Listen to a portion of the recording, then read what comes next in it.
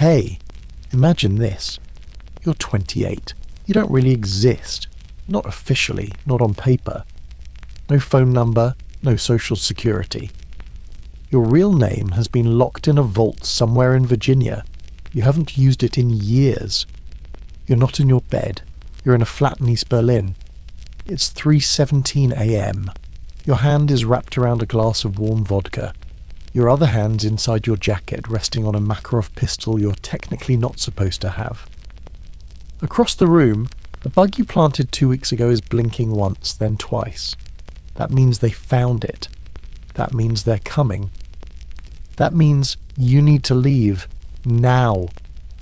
But you don't move. You can't, not yet. Because this isn't about running. This is about watching the watchers. This is the Cold War, where nobody trusts anybody, but everybody pretends they do. Where truth is the first casualty, and silence is the only safety net. You're not a soldier, not a politician. You're something worse. You're a spy. If you like stories like this one's that creep under your skin and take you somewhere else, hit the like button and subscribe. It helps us keep telling them, quietly, carefully. Now close your eyes. You're not in your room anymore. You're behind the Iron Curtain, and someone is about to knock. You don't remember being recruited. Not really. You remember a meeting, a suit, a name that sounded too clean to be real, a clipboard you weren't supposed to look at too closely, and a question that wasn't actually a question. Would you like to serve your country in ways most people never will? You said yes. Of course you did. Back then, you still believed in borders, in flags, in the idea that good and evil wore different uniforms. You didn't know what you were saying yes to. Nobody ever does. That was 8 years ago. Now, you're on the other side of the world. East Berlin. A city that doesn't sleep so much as it lies very still and waits to be questioned. You've got 3 names, none of which are yours. You've got 2 passports, one of which is always kept inside your shoe. You've got 1 chance every day to make a mistake, but 0 people you can trust. This isn't James Bond. This is the part of espionage they don't turn into movies. No tuxedos. No exploding pens. Just coffee gone cold and a photograph you're not supposed to recognize. You were born in Ohio. Maybe you had a sister, or didn't. You used to play baseball, or said you did because it sounded like something someone normal would say. But that part of you, that version, you got erased, quietly. Somewhere between language school and the mock executions they called resilience training. Now, you speak Russian better than English. You wear grey like it's armour. You shave every morning, even when you don't need to, because discipline is all you have left. You weren't born here but this place. It's remade you. You've learned the way the trains sound when they're on time and what it means when they're not. You know how to tell if someone's following you by how often they don't look at you. You've learned to smile like someone who has nothing to hide, even though you hide everything. There's a man in your building, 2nd floor, grey coat, always reading the same newspaper. You don't know his name, but you know his routine. He leaves his window open. That tells you he's not scared, which makes him dangerous. You don't trust him. You watch him. And that's the truth of it, isn't it? You're not just here to listen. You're here to be the kind of silence that kills conversations. The kind that makes people question their memory. Every night before bed you do the checklist. Safe house key? Check. Camera film from the drop site? Check. Backdoor exit clear? For now. Every morning you wake up hoping today will be the day you get called home. It never is. Because home doesn't exist anymore. You're not an agent. You're an absence in the shape of man. Your handler calls you operator, not your name. Not even a code name, just operator. Because people with names eventually have funerals. Operators just disappear. You remember a girl. You think her name was Clara. Maybe Carla. You used to write to her. You stopped. She didn't respond. Or maybe she did, but the letters were intercepted. Or maybe she never existed at all. You honestly can't tell anymore. In the Cold War, even your memories have double agents. You walk the street like you're going somewhere. You nod at the baker like you belong. You listen to the sound of boots behind you, not running, just echoing. Rhythmic, deliberate. You change direction. So do they. You duck into an alley. So do they. You reach for the pistol in your coat. It's not there. You left it on the windowsill of your flat, deliberately. Because if someone's going to catch you, it won't be for a gun. It'll be for knowing too much. You slip into the side entrance of a bookstore. Old woman at the counter. Smells like ink and mould. She doesn't look up. That's good. You walk to the second shelf from the left. Pick up a book on German poetry. Third one in. Inside is a note. You don't read it yet. You just slide it into your pocket, pay for the book, and walk back outside like nothing matters. And maybe it doesn't. Because no matter what the note says, you'll still be alone. Still behind enemy lines. Still a ghost pretending to be a man who never existed. The world is at war. Not with bombs, not with tanks, but with truth. And you're on the front line. Nobody tells you what the first day of spy school feels like. Not because it's classified, but because most of them don't remember it. Or won't talk about it. Or didn't survive it. You remember the cold first. Not the kind that nips at your fingers. The kind that lives in your spine. That makes your breath feel like glass. The bus dropped you off just past midnight. No signs, no guards, just woods.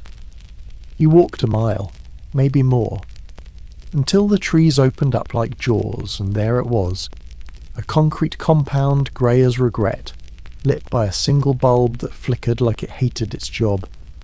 Inside they took your name, took your watch, took your wallet, then handed you a number. And just like that you stopped being someone, started being something. Welcome to the farm, they called it. But nothing grew there. Not plants, not people. Only silence. Your instructor's name wasn't real. Everyone knew it, but no one said anything. He introduced himself like a priest introduces God, with reverence, distance, and the implication that you would never quite measure up. Day one started with a lie. He said, "We are not here to break you." Then they spent the next 7 months doing exactly that. They taught you how to disappear. Not vanish, that's for amateurs. Disappear. As in, become forgettable. Ordinary. Untraceable. You learned how to write with both hands. How to change your accent mid-sentence. How to slow your heart rate under pressure. How to hold your breath long enough to make someone else drown first. There were no uniforms. Just neutral clothes, no logos, no creases, because wrinkles say just as much as weapons. Every day was a test. But they never told you what you were being tested for.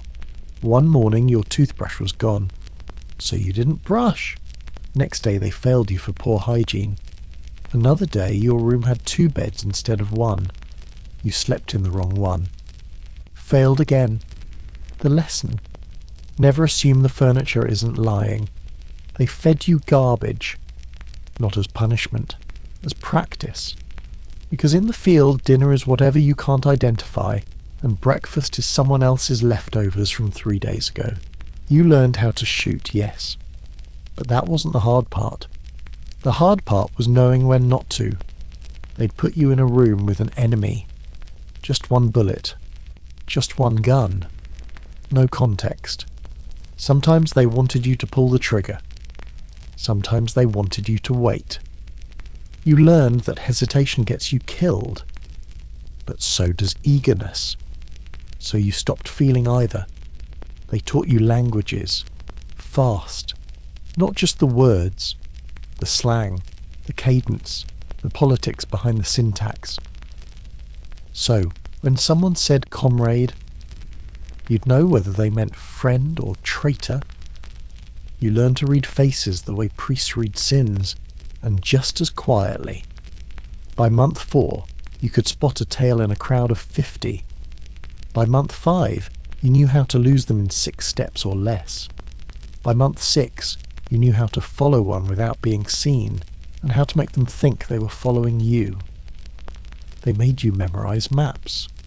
Not just cities, sewers, ductwork, subway schedules. How many steps from the West German embassy to the nearest tram line? How many minutes between Soviet radio shifts? You didn't carry a notebook. Your brain was the notebook. They made you spar with real agents. People who didn't care if you limped the next day. 'Cause in the field, limping means dead. They didn't teach you how to kill. They taught you how to make someone else kill for you. They didn't teach you how to seduce. They taught you how to be seduced, so you'd know the difference between love and leverage. You stopped blinking, stopped smiling, stopped waiting for approval. Because there is no applause in espionage, just success or silence. You shared a room with someone for 3 months, never learned his real name. One night he disappeared. The next morning his bed was made. Hospital corners. Crisp sheet. That was the only message you got. Anyone can be erased, even from training. And then came your final test. They blindfolded you. Dropped you in a city you'd never been to. Gave you 3 objectives, 1 warning. If you're caught, we'll deny you existed. If you fail, you'll know before we do. And if you succeed, you'll never tell anyone how. You spent 4 days on the run. 3 of those were without sleep. You found the contact, made the drop, swapped identities with a tourist from Brazil who never even knew he'd been useful.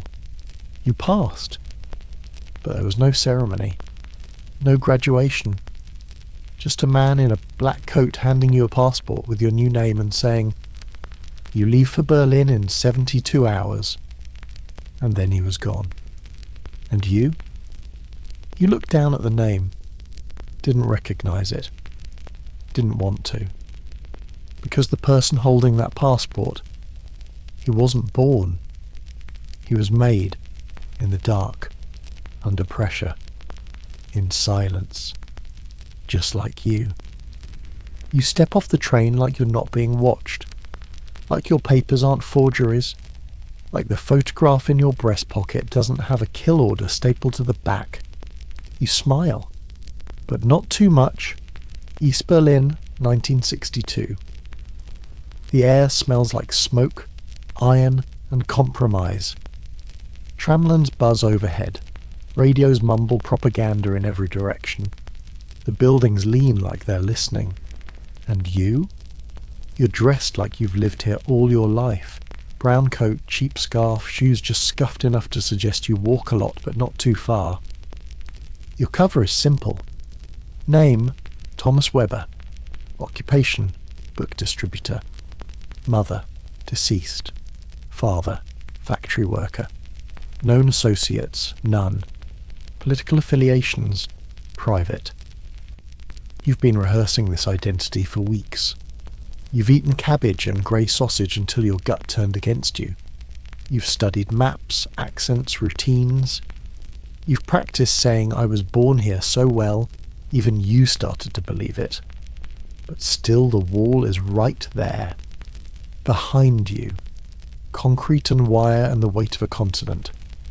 West Berlin on the other side, taunting you like a postcard someone ripped in half.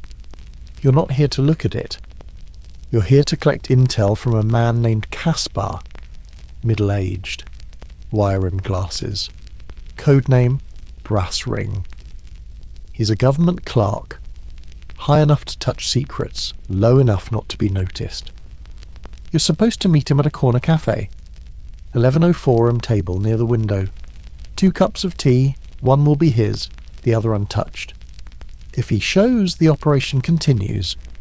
If he doesn't, you vanish. That's the deal.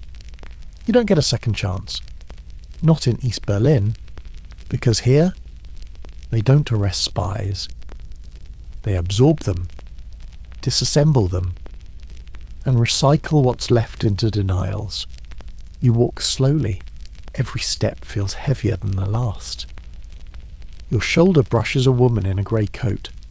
She mutters something in German and doesn't look back. Normal, good. You count her as no threat. You pass a bookstore dusty window, broken lock. A boy stands inside watching the street. You note the oddity. Too young, too still, a watcher. Maybe. You keep walking. The cafe appears like it's been there forever. Red door, peeling paint. One flickering sign that says Kaffee in crooked script. You enter. Warm, quiet. Smells like cigarettes and boiled milk. Kaspar's not there. Yet. You sit at the window. Order tea. Pretend to read a newspaper you can't afford to be seen with in the West. You wait. 11:01. A man enters. Not him. Young, nervous, eyes darting too fast. He leaves without ordering. You tense. Clock ticks louder. 11:03. Someone laughs behind you. You ignore it. 11:04. The door opens. There he is, older than the file photo. Hair greyer, back straighter. He sits. No words. Just a nod. 2 fingers tap the rim of his cup. Signal received. You follow protocol. You ask if he has a match. He says, "No, but I have something better." That's the passphrase. You smile. Not out of joy, out of sheer breathless relief. You slide a folded newspaper across the table. Inside, a microdot glued to the spine. He doesn't touch it. Not yet. You talk. About politics. About food shortages. About books that don't exist and movies that haven't been made. It's a dance. Every word matters. You mention a play by Brecht. He corrects you on the date. That's the second signal, confirmation of identity. All green. Then he picks up the paper. Stands. Murmurs. Be careful where you walk. And leaves. Just like that. You exhale. Mission technically complete. But the real challenge starts now. Because you're not done. You're still in the lion's mouth. And the lion smells blood. You wait 5 minutes, then leave. Slowly, casually. You feel it almost instantly. Eyes. Not direct, not obvious. But present. Someone's tracking you, not tailing. Watching. From above, maybe. Across the street. In a doorway. Doesn't matter where. What matters is this. They saw you meet. Or they saw him leave. Either way, you're compromised. Or close. You move. Not fast. Not slow. Just correct. 2 blocks. Right turn. Market Street. Smell of rotten potatoes and burnt paper. Another turn. A man in a cap glances at you twice. You clock his shoes, too clean. Hands, empty. Posture. Rehearsed. KGB? Stasi? Maybe just paranoid.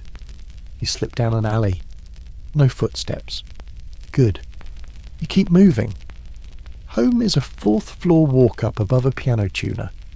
You check the mailbox. Empty. That's not good. There was supposed to be a signal. You check the door frame. No scratch. no paper, nothing. You're off script now, which means you're on your own. You sweep the flat before entering. It looks untouched, which means someone was here. Because nothing in this job is ever exactly the way you left it. You lock the door, pull the curtains, check the safe. The film is gone. So are your backup papers. You sit, silent. Not panicked, not yet. Because this is what the first mission teaches you. It's not about completing the job. It's about surviving after you do. Your tea is still warm, but your breath is cold. You lean back in your chair, close your eyes, listen, and in that stillness you hear it. The faintest click, like a camera, or a door latch, or a trigger. Welcome to Berlin. You just became real. The thing about the Berlin Wall is it's not just concrete, it's layers. Of fences, of alarms, of silence, of choices you can't take back.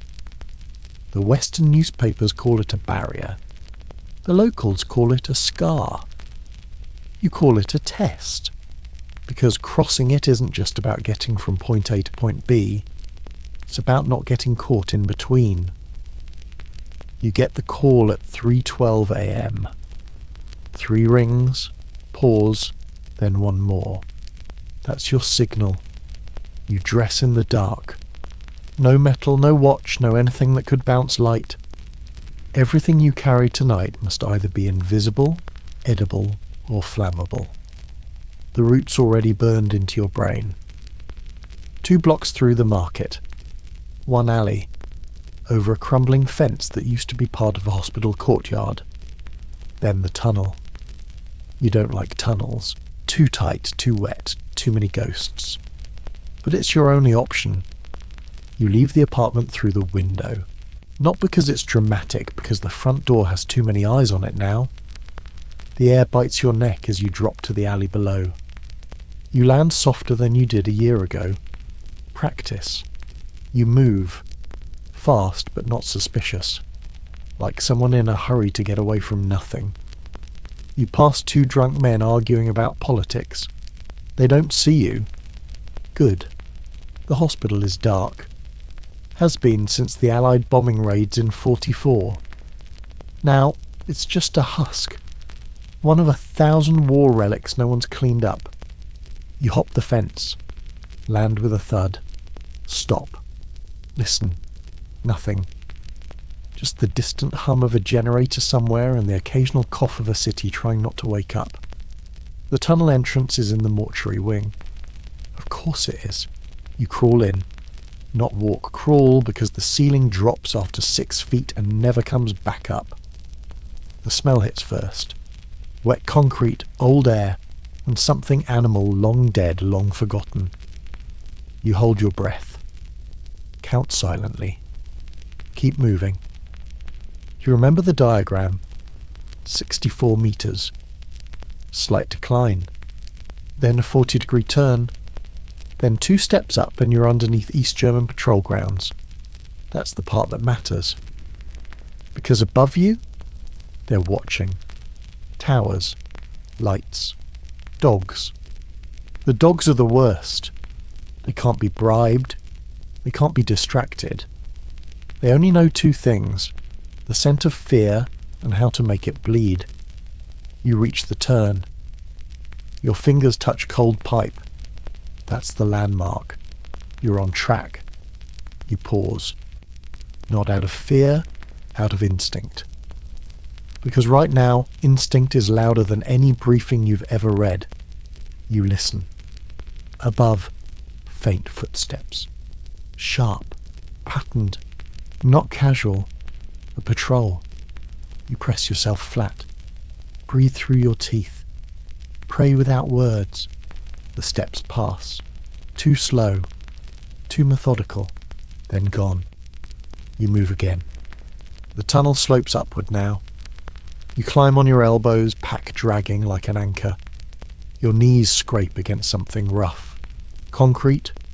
Rebar? No. Wood. A trapdoor. You press it. It doesn't move. You tap once softly. Rhythm code safe to proceed. No response. You wait 5 seconds. 10. Tap again. Still nothing. Protocol says, abort if no confirmation received within 30 seconds. But you know what that really means. Abort fail. Fail disappear. So you make a choice. You press harder. It gives. Just barely. You inch it open. Light. Dim. Yellow. Not natural. You climb up. Slow. Controlled. Gun in hand, just in case. You're in a cellar. Empty. Mostly. Smells like cabbage and mould. A broom leans against the wall. A coat rack with one hook bent like a broken finger. And on the table, a radio. Turned off. That's not good. Because it was supposed to be on playing classical music as a passive confirmation. You don't move. Then a click. Door behind you. Slight. Barely audible. Someone's watching. You lift the pistol. Turn. He's not armed. Just a man. Middle-aged, moustache. Sweater vest. Terrified. He raises his hands. Says, "You're late." That's the new code phrase. You lower the gun. Exhale. He points to the wall. Peels back wallpaper. Reveals a hole no bigger than a suitcase. Crawl through, he says. No talking after that. You nod. You shove the pack first, then yourself. It's tighter than the first tunnel, stale, suffocating. You think of rats. You think of traps. You think of the last guy who tried this and never made it to the other side. You move faster. Your lungs burn, then air. You spill out into another cellar. Cleaner, brighter, warmer. And on the wall, a photo of JFK smiling like he has any idea what you just did to stay in the game. A woman hands you a towel. She says nothing. You dry your face. A knock on the door. 3 times, then twice. She opens it. Another man. Western coat, clean shoes, smell of aftershave. CIA. Definitely. He doesn't shake your hand. Just says, "You've got 30 minutes before we send you back." You blink. Back! He nods. "We're not exfiltrating you. You're not compromised enough. We just needed the microfilm." He holds up your pack. Everything else? Irrelevant. You want to say something. To argue. To scream. You don't. Because this is the job. You don't escape. You rotate. You change masks. You cross the wall. Then you cross it again until someone forgets your name or remembers it the wrong way. You sip the water they give you. It tastes like betrayal. You look at the wall behind you, the one you just squeezed through, and you whisper, "See you soon." There's a difference between hiding and vanishing. You used to think being invisible meant shadows and disguises. Wrong. That's how amateurs hide. Real invisibility? It's becoming forgettable. No trench coats, no sunglasses. Just the right posture, the right walk, the right cough at the right moment. You don't blend into crowds. You become the crowd. You walk down Friedrichstrasse like you've always lived here. You know which corners have mirrors, which storefronts have blind spots, which streetlights never turn on. You don't carry identification, just paper with the right ink and the wrong story. Your name today is Ulrich. You were born in Jena. You have a sick aunt and a job processing rail permits. You've practiced this version of yourself for weeks. You can lie in your sleep now. But the trick isn't the lie. The trick is making them want to forget they even met you. You pass a police officer. You nod. He doesn't return it. Perfect. You walk into a bakery. Order a loaf you don't want. Speak just loudly enough to be remembered as that polite man with bad teeth. You smile with your lips only, then leave. You burn the bread 2 blocks later. That was never the point. You weren't buying food. You were buying normal. Because to survive behind the Iron Curtain, that's what you have to become. Background noise. You don't just avoid attention. You deflect it. You walk behind mirrors, not in front. You sit near exits, never at windows. You memorize every reflective surface in a 10-meter radius before you sit down. You check your shadow every hour. Why? Because a tail might not follow your steps. They might follow your silhouette.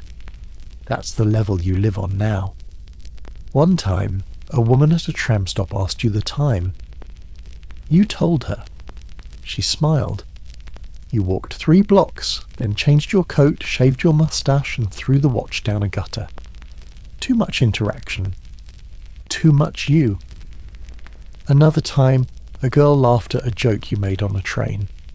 You didn't mean to make it. Didn't mean to smile. She followed you off the train. You walked fast. She matched pace.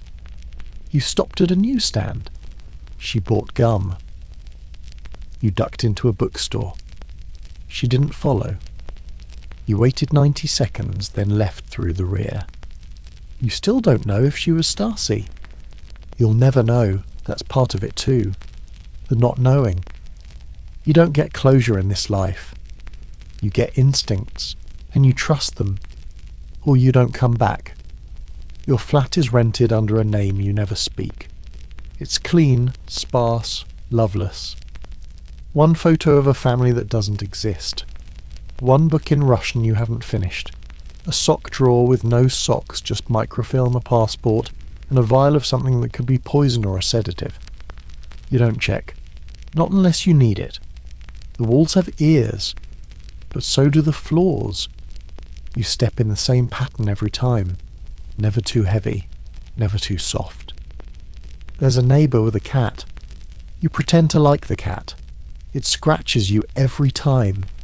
You thank it, because anyone who doesn't greet a cat seems suspicious. Anyone who tries too hard to greet a cat, even worse. So you get scratched twice a week. It's part of the costume. At night you don't sleep.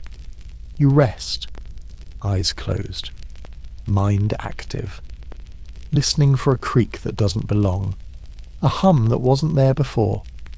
You keep a blade under the mattress, not for defense, for control. Because if they come for you, and they will, you want the last move to be yours. One night you spot a light on in a building that should be dark. You spend 3 hours watching the window. No figure, no movement, just the light. But light is communication too. So the next morning you leave early. Change your routine.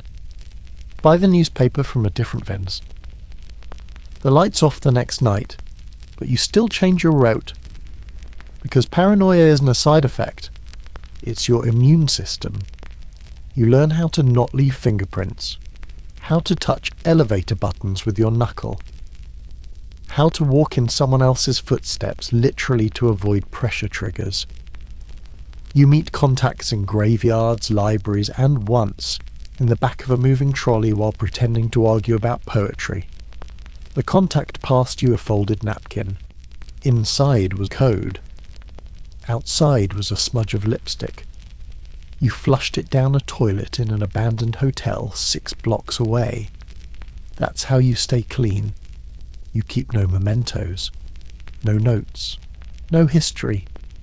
You erase yourself daily because existing is a liability.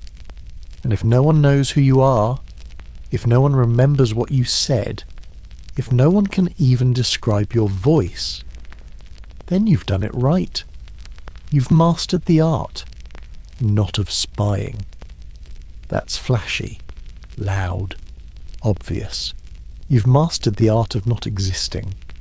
And, in this game, that's the highest skill there is. They give you a new name like it's a gift, wrapped in paperwork, stamped with approval, tied up in lies. You unwrap it slowly. The passport is real. The man isn't. You stare at it for a long time. Eric Reinhardt. German national. Single. No criminal record. No military history.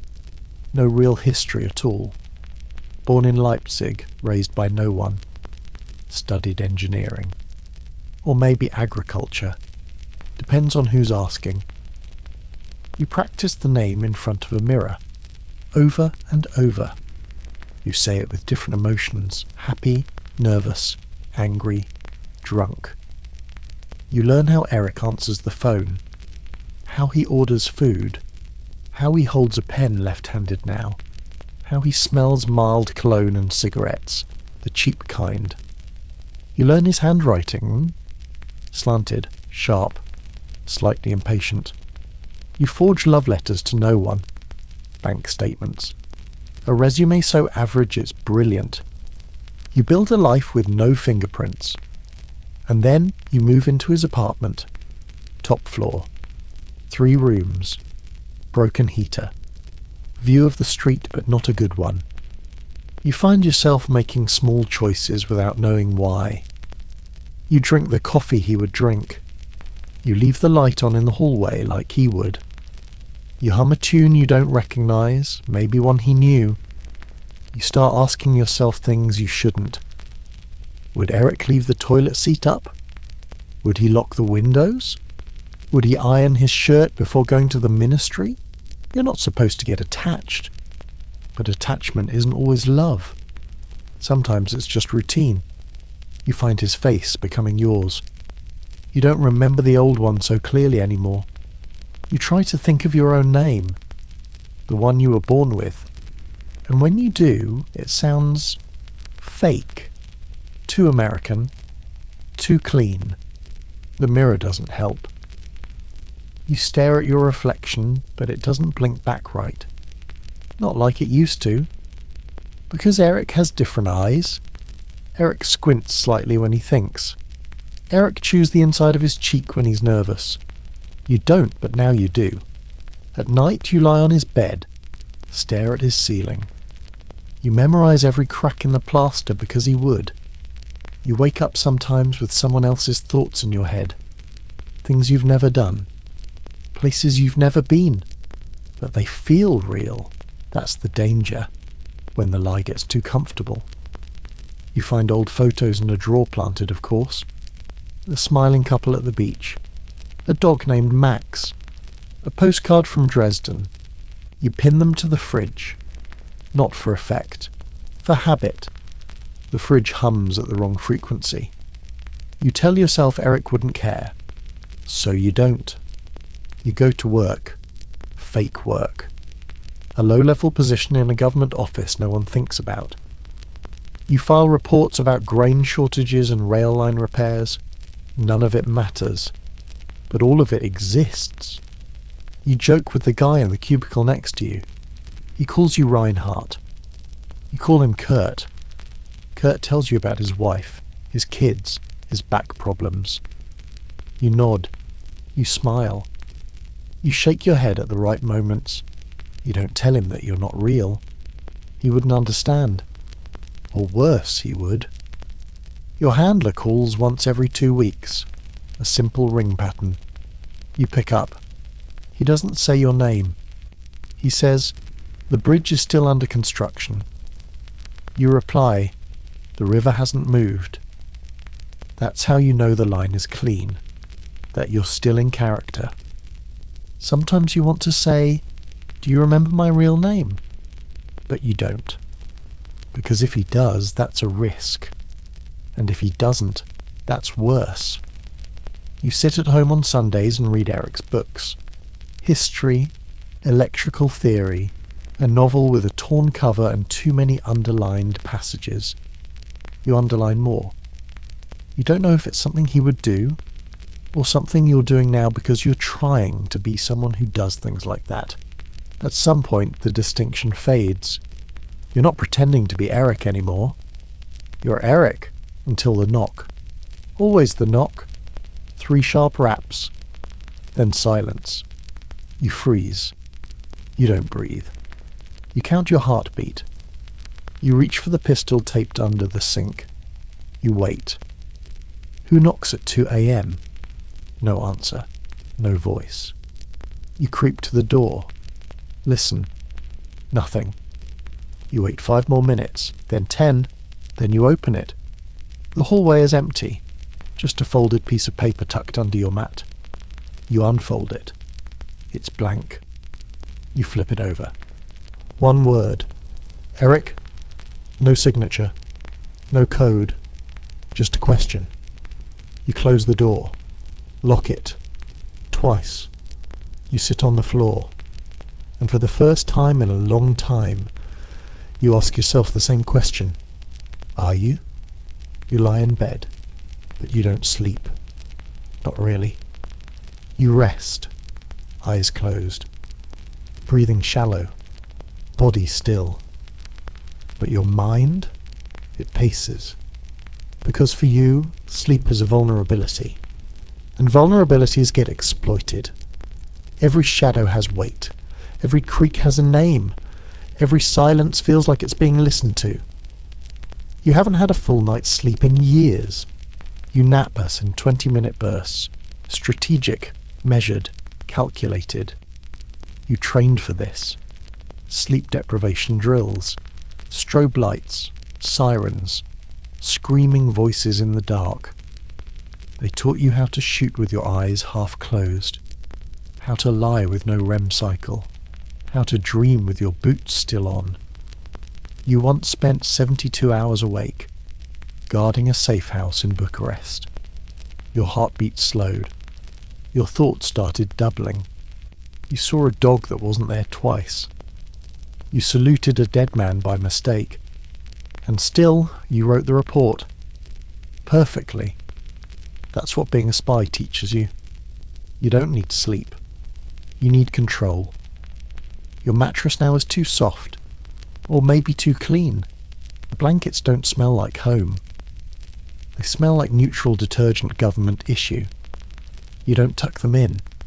Because if someone breaks in while you're under a tight sheet, you lose 3 seconds. And in this job, 3 seconds is forever. So you lie in your clothes. Always. Shirt buttoned halfway. 1 boot on the floor. Gun within reach, knife under the pillow, key in your fist. You don't set alarms. Your body is the alarm. At 3:19 a.m, your eyes open. No sound, no trigger, just instinct. You sit up, silently. You check the door still locked, window latch still sealed, hallway quiet. Still, something's wrong. You walk to the mirror, but not to look at yourself. You check the corner, behind the frame. A scratch you made a month ago. It's gone, which means someone cleaned it, which means someone was here. You don't panic. You don't speak. You pull the drawer slowly. Your bug sweeper. Battery low but functional. You sweep the lamp, the socket, the telephone. Nothing. Then the curtain rod. Ping. Faint high-frequency pulse. Listening device. Cheap. Crude. But working, you deactivate it. Smash it underfoot. Sweep it into a dustpan like it's just more bad luck. You don't report it. Why? Not yet. Because maybe it's the Stasi. Or maybe it's your own side checking on loyalty. Both options are equally dangerous. You sit back on the bed. Try to breathe. The silence stretches. And that's when it hits you. The real problem isn't that you found the bug. The real problem is, how long was it there? What did they hear? The phone call to the handler. The fake one, the real one. Your cough on Wednesday. The name you whispered in your sleep 2 nights ago? Did you whisper a name? You can't remember. You grab your notebook. Start writing, not Intel noise. A poem, a recipe, a memory that may or may not be yours. Because if someone's still listening, you want to confuse them. That's the game now. Control the lie, even while sleeping. You once met a man who claimed to sleep with a gun taped to each thigh. He laughed when he said it. 2 months later you read a memo, found in bed. Both guns unfired, throat slit. The message was clear. Being ready isn't the same as being safe. You check your gun again, loaded, round-chambered, safety off. You lean back against the wall, eyes half closed. You listen to the building. Someone flushes a toilet 2 floors up. A door creaks down the hall. Water drips from the cracked faucet you still haven't fixed. All normal, which means none of it is. You used to think sleep was rest. Now you know better. Sleep is a luxury, and spies don't get luxuries. They get catnaps. They get reflexes. They get insomnia wrapped in discipline. You exhale. You close your eyes again, not to sleep, just to remind yourself what it used to feel like.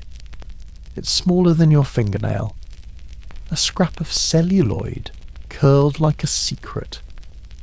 One frame of truth, packed with 10,000 ways to die. You keep it inside a hollowed-out coin, Soviet ruble, filed down, polished, resealed. You've practiced dropping it 100 times. Between fingers, into grates, down cafe toilets. In a glass of wine if it comes to that. But you've never had to use it.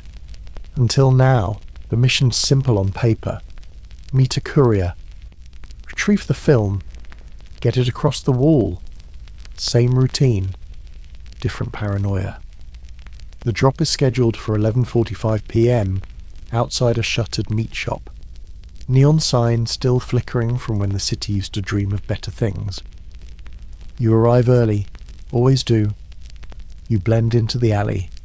New coat, fresh limp. A cough you've been rehearsing. You count shadows. 3 drunks on the opposite curb. 1 beggar 2 doors down. A man reading a paper in the dark. Too still. Too still. Your fingers brush the inside of your jacket.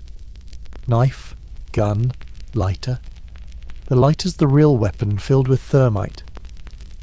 Enough to melt the microfilm in 3 seconds.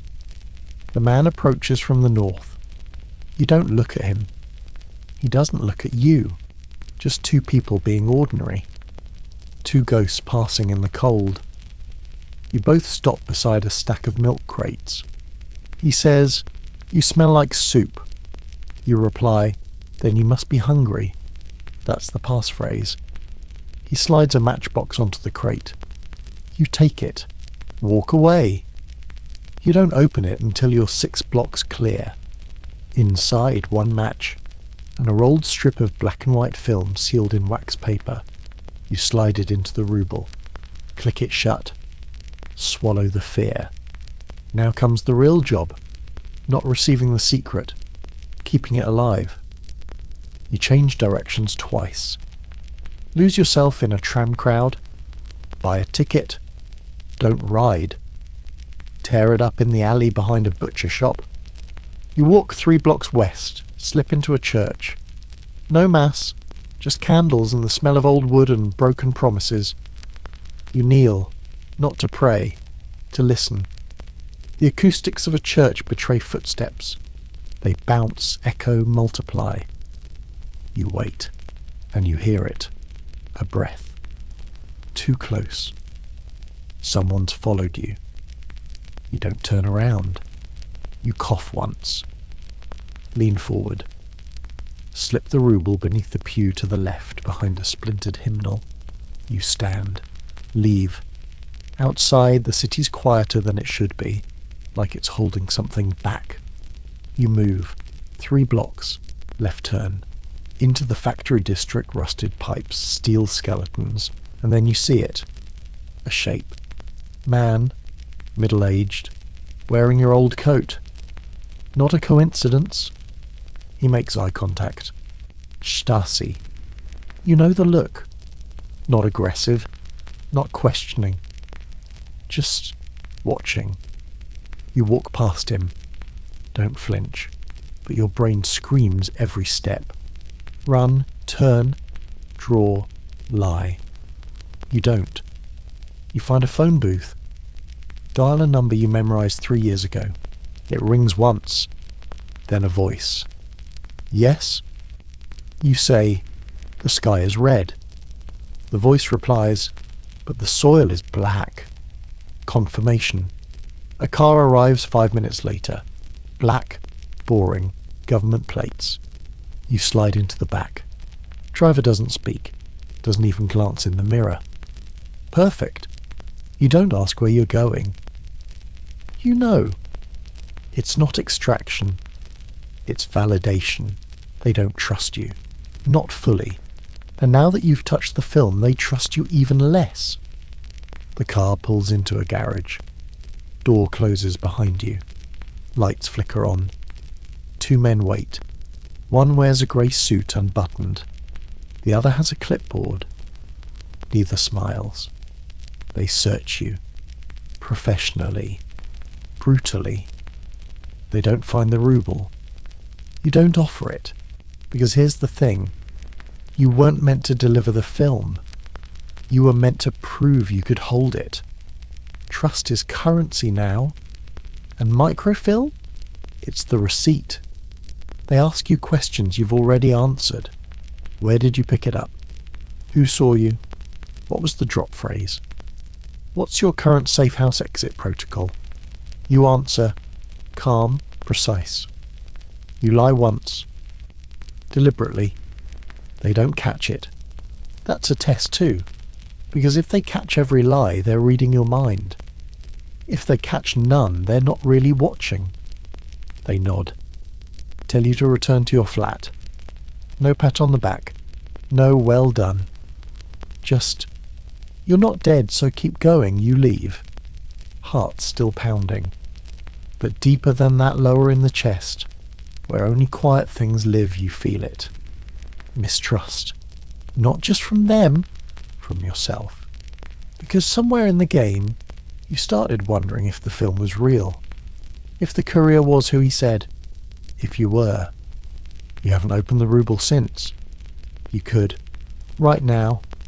Check it. Prove something. But you don't. Because in this business, it's better not to know. If it's a trap, you've already sprung it. If it's real, you're already a target. And if it's nothing, well, that's the most dangerous secret of all. You get the call at 2:14 a.m. Not your flat. Not your name. Just a payphone 3 blocks from the train station. 1 ring, hang up. Then 2 rings. Pause. Then silence. That's all you need. You throw on your coat. No bag. No weapon. No trace. You're being told without words that your safe house isn't safe anymore. Maybe it was compromised. Maybe someone talked. Maybe someone just looked too long at the wrong door. Doesn't matter. You were told this would happen eventually. They just didn't tell you how normal it would feel. You take the back stairwell, careful not to let the door latch click. Avoid the elevator. Avoid the street light. Step through shadows like they're checkpoints. This is what you trained for. Not the car chases. Not the gunfights. The exits. Knowing exactly how to vanish in 60 seconds or less. You hit the alley. Turn left. 3 blocks down, you pass a bakery that only opens after midnight. You count the steps to the side door, 23. The smell of yeast and old oil follows you like a warning. You reach the safe house. It looks like nothing. A door behind a boarded-up grocer. The glass cracked, the wood splintered. You knock once. Wait. Then twice more. No answer. You try the knob. Unlocked. It shouldn't be. You breathe once, then push. Inside, darkness. You reach for the switch. Don't touch it. You pull the flashlight from your coat. Click once, low beam, dust in the air. Furniture exactly where it was left. Except the chair by the kitchen, it's off by 7 degrees. You would know, because you're the one who set it there. You step inside, careful, soundless. Floor creaks once deliberately. You want to make noise, to see what reacts. Nothing does. You move room to room. Living room, kitchen, bathroom. The bed's been slept in. Not by you. Sheets are still warm. You touch the windowsill. Grease, smudge, a thumbprint. You open the closet. Coat's still there, but the lining's been cut. They searched it. You check under the rug. There's a slit you didn't make. You lift it. Inside, one of your emergency maps. Folded wrong. You're not alone. You close the door. Backtrack to the kitchen. Sit. Right in the open. You wait. 10 seconds. 20. Then floorboard creaks. Behind you. You don't turn. Not yet. You say, "Took you long enough." Silence. Then, "We didn't know if you'd show." Male voice. Not familiar. Accent local. Too calm. You still don't turn. Instead you ask, "Who compromised the flat?" He says, "That's why I'm here." Which isn't an answer. Which means it's probably the wrong one. You turn now. Slow. Controlled. He's holding a file. You don't ask what's inside. Because if it's a dossier, it's bad. If it's your dossier, it's worse. He sets it on the table. Opens it. There's a photograph. You. Outside your flat. Talking to no one. Except, in the corner of the frame, a shadow. Someone you didn't see. You look up. He says, "We believe she was Stasi." You say, "Believe?" He shrugs. "She disappeared last night." You flip the page, another photo. Your hallway, open door, your bed, empty. "This is from 3 hours ago," he says. You stare at it. The timestamp matches the call. You ask the real question. "How do you get this angle?" He hesitates. Just a beat. Just enough. That's when you realise they bugged your flat. Before it was compromised, they were already watching you. You lean back. Your voice goes flat. "This isn't about her." He nods once. You say, "This is about me." He doesn't deny it. That's the moment the room shifts, not the air, not the lights, the balance. You were the one in control. Now you're the one being evaluated. He slides a form across the table. You don't read it. You say, "You want me to prove I'm clean." He says, "We want you to prove you're still useful." You think about that. Not the insult, the implication. You're not being accused. You're being weighed. Can they still trust you? Can they still spend you? Because a compromised agent isn't a risk. He's a liability. You nod. Once, then you take the form, and you tear it in half. Not to be defiant, not to be brave. To send a message. If you're going to end me, do it now. Don't make me fill out paperwork. He doesn't flinch. Just says, "You have 24 hours. For what? To clean it up. To find her. To finish this. And to disappear if you need to." You stare at him. You ask, "If I don't?" He doesn't answer, because he doesn't have to. You both know the answer is already watching this room. He leaves. No handshake, no goodbye. Just a reminder, the safe house isn't safe. It never was. It's just where you wait until someone decides what you're worth. You meet him in a cemetery, because of course you do. Midday, overcast. A cemetery where half the headstones list dates but no names. You sit on a bench beside a broken angel. The stone face has no eyes. You're early. You always are. He arrives 7 minutes late. On purpose. He's tall, smokes cheap cigarettes. Always carries a rolled-up newspaper, even when it's raining. Your handler. He doesn't give you his real name. Never has. You know him as Marcus, which is just close enough to sound plausible, and just distant enough to make you question if you ever knew him at all. He sits, doesn't greet you. Instead, he lights a cigarette, offers you one. You decline. He shrugs. That's new, he says. You don't answer. Because today isn't about pleasantries, it's about pressure. He flicks ash onto the gravel, then says, "She's not who you think she is." You don't ask who he means. He knows you know. The woman from the tram, the one with the cough. You nod. He says, "You were followed." You say, "I know." He looks at you really looks, then says, "That's not the problem." That catches you off guard. You wait. He leans forward. The problem is you let her follow you. Silence. He's not angry, not disappointed, just calculating. You say, "I was testing her." He raises an eyebrow. "Did you pass?" You don't respond, because that's the truth, isn't it? You don't know who passed who. You were watching her, but maybe she was watching you better. He reaches into his coat, pulls out a photograph, slides it onto the bench between you. You don't pick it up. You don't have to. You already know what it shows. Her, laughing. Too natural.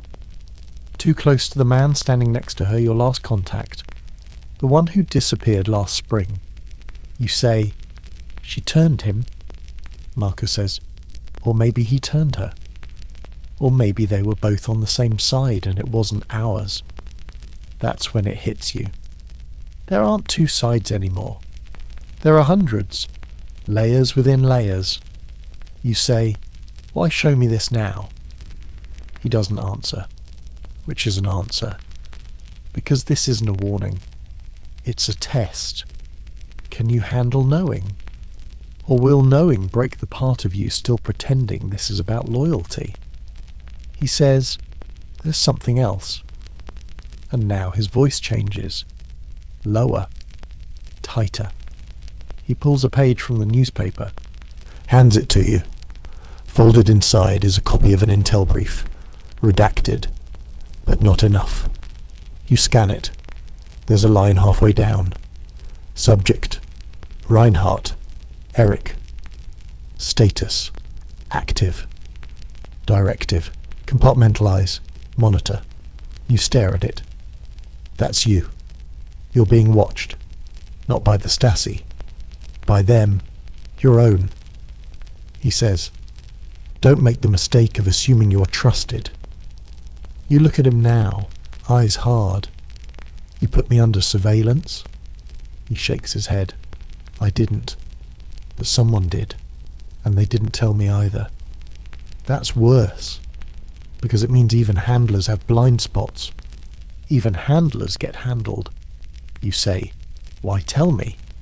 He finishes his cigarette. Drops it. Steps on it. Then says, "Because I don't like being lied to. And because if they're watching you, they're probably watching me." You both sit with that for a long minute. The cemetery is quiet, except for the wind and the lies. Finally, you speak. "What now?"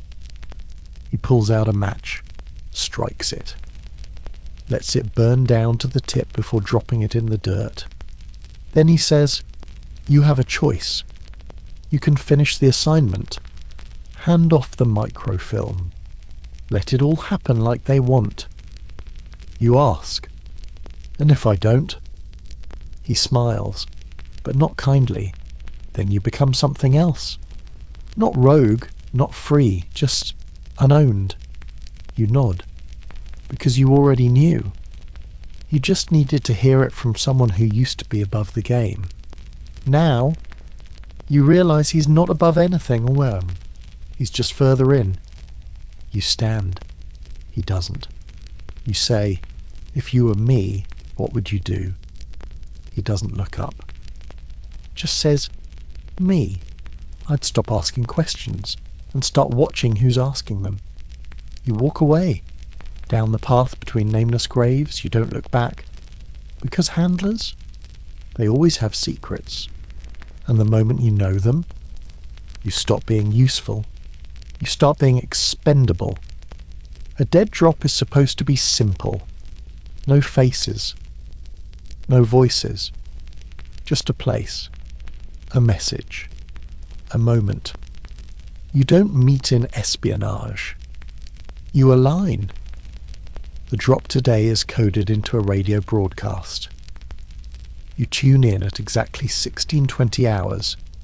The station crackles into life. An old man reads weather patterns. Except it's not weather. Light fog in District 7, heavy winds by the monument. 14 degrees and falling. That's your signal. The drop is active. Location: a public bathroom in Alexanderplatz. Third stall, left wall. Behind a loose tile.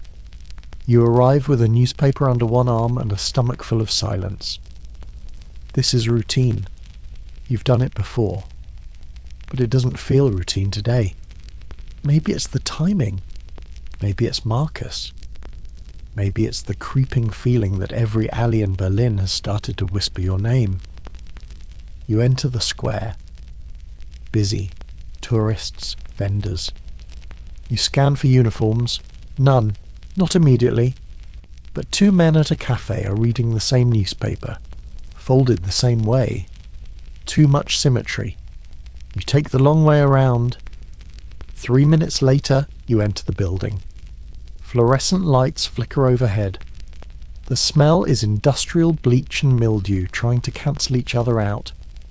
You enter the stall. Close the door. Latch it. Sit. Not because you need to, but because someone might be watching. You count 5 seconds. Then 6. Then reach behind the tile. Your fingers touch something smooth. A canister. Plastic. Light. Sealed. You pull it free. Slide it into your coat. Flush. You exit the stall. Wash your hands. But when you look up at the mirror, there's someone behind you. Not close. Not threatening. Just watching. He looks like nothing. Shirt too tight, eyes too still. Holding a mop but not using it. You leave. Fast but calm. You don't run. Running is suspicious. You vanish.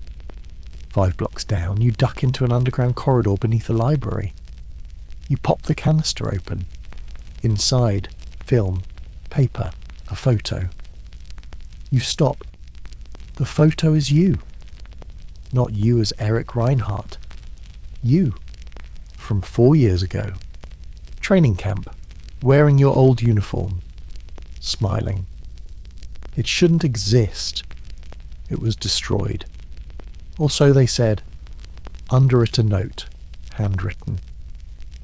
Did you really think they'd forget? No signature. Just a symbol in red ink. A chess knight. Facing backwards. You've seen it once before. In a debrief folder marked internal contradiction. A file they said was misplaced. But it wasn't. It was buried. This drop isn't intel. It's a message. To you. About you. You were warned. That you were being watched. Monitored, measured. Now you know who's doing it. And they're not foreign. They're yours. You leave the tunnel. Turn east. You're not going back to your flat. It's compromised. It's bait now. Instead, you head to a forgotten address. An old contact's fallback safe house. One you were never supposed to use unless your world fell apart. It's in a courtyard surrounded by boarded windows and broken bicycles. The building leans left, like it's trying to whisper something to the ground. Inside, nothing. Just dust, a cot, a rusted stove and silence. Perfect. You sit, lay the photo on the table, stare at it, then flip it. There's writing on the back. Coordinates. A date. A time. Tomorrow, 6 p.m. Abandoned train yard. That's not how dead drops work. This is an invitation. And invitations, they don't come without a price. You sit back, close your eyes, rewind. Who still has this photo? Who knew you before Berlin? You thought the past was buried. You thought you were clean, but now you realize you've been walking in a circle, following orders from people who never told you why, delivering messages without knowing who sent them, holding secrets that were never yours to protect. Dead drops are supposed to be clean, but this one is bleeding.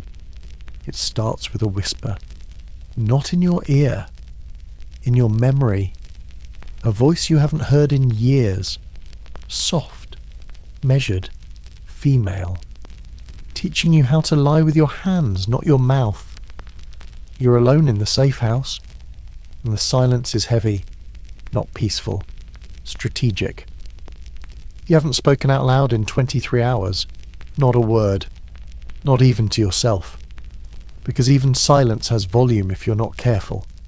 But your mind, that won't shut up. The woman's voice returns. You can't remember her name. You're not even sure she was real. She might have been part of a training drill. Might have been someone you met before the files were redacted, she said. When you hear yourself too clearly, someone else is already listening. You understood that then. Now you feel it. The walls here aren't wired. You've checked. Scrubbed every corner. Swept the whole room twice. But the paranoia doesn't care. It settles in your chest like fog. Clinging. Seeping. Muffling. You pace. You sit. You write in a notebook. Then burn the pages 5 minutes later. You hum a melody you've never learned. One you're not even sure exists. That's how far gone you are. Because the real trick of espionage isn't staying hidden. It's staying yourself long enough to remember what you're hiding. You boil water you don't drink. Just to feel warmth. Just to hear something that doesn't come from inside your own head. And then the voice comes again. Not the woman this time. A man. Calm, confident, familiar in the way a loaded gun feels familiar. He says, "You've been walking the wrong way for months." You freeze. Because that voice doesn't belong to memory. It belongs to him. The man in the coat. The one who bumped your shoulder 2 weeks ago outside the museum. You thought it was nothing. A misstep. A stranger. But now you remember. His lips didn't move, but your ear buzzed. A whisper. Too quiet to catch.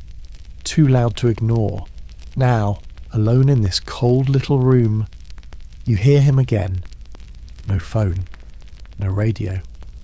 Just voice. You're not being watched by them anymore. You whisper, "Then who?" And the silence answers, "You are." You laugh.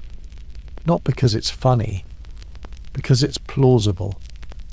You start pulling items out of your pockets. Knife, pen, coin. You tear off your coat, strip the lining, smash the heel of your shoe. Nothing. No transmitters, no bugs, no tech you recognize. But that's the catch, isn't it? The new tech doesn't look like tech anymore. It's not microphones and wires. It's vibrations, frequencies, your own heartbeat turned against you. You go back to the chair. Sit. The voice again. You chose the wrong loyalty, but they haven't punished you yet. Why do you think that is? You whisper, because I'm still useful. And the voice, not mocking, not kind, just honest. No, because you're still confused, and confusion is fertile ground. You remember Marcus. You remember the look in his eyes in the cemetery. He was scared, not of you, of them. But who are they? The agency? The East? Or something deeper? A layer beneath all of it, operating outside the flags, outside the lines.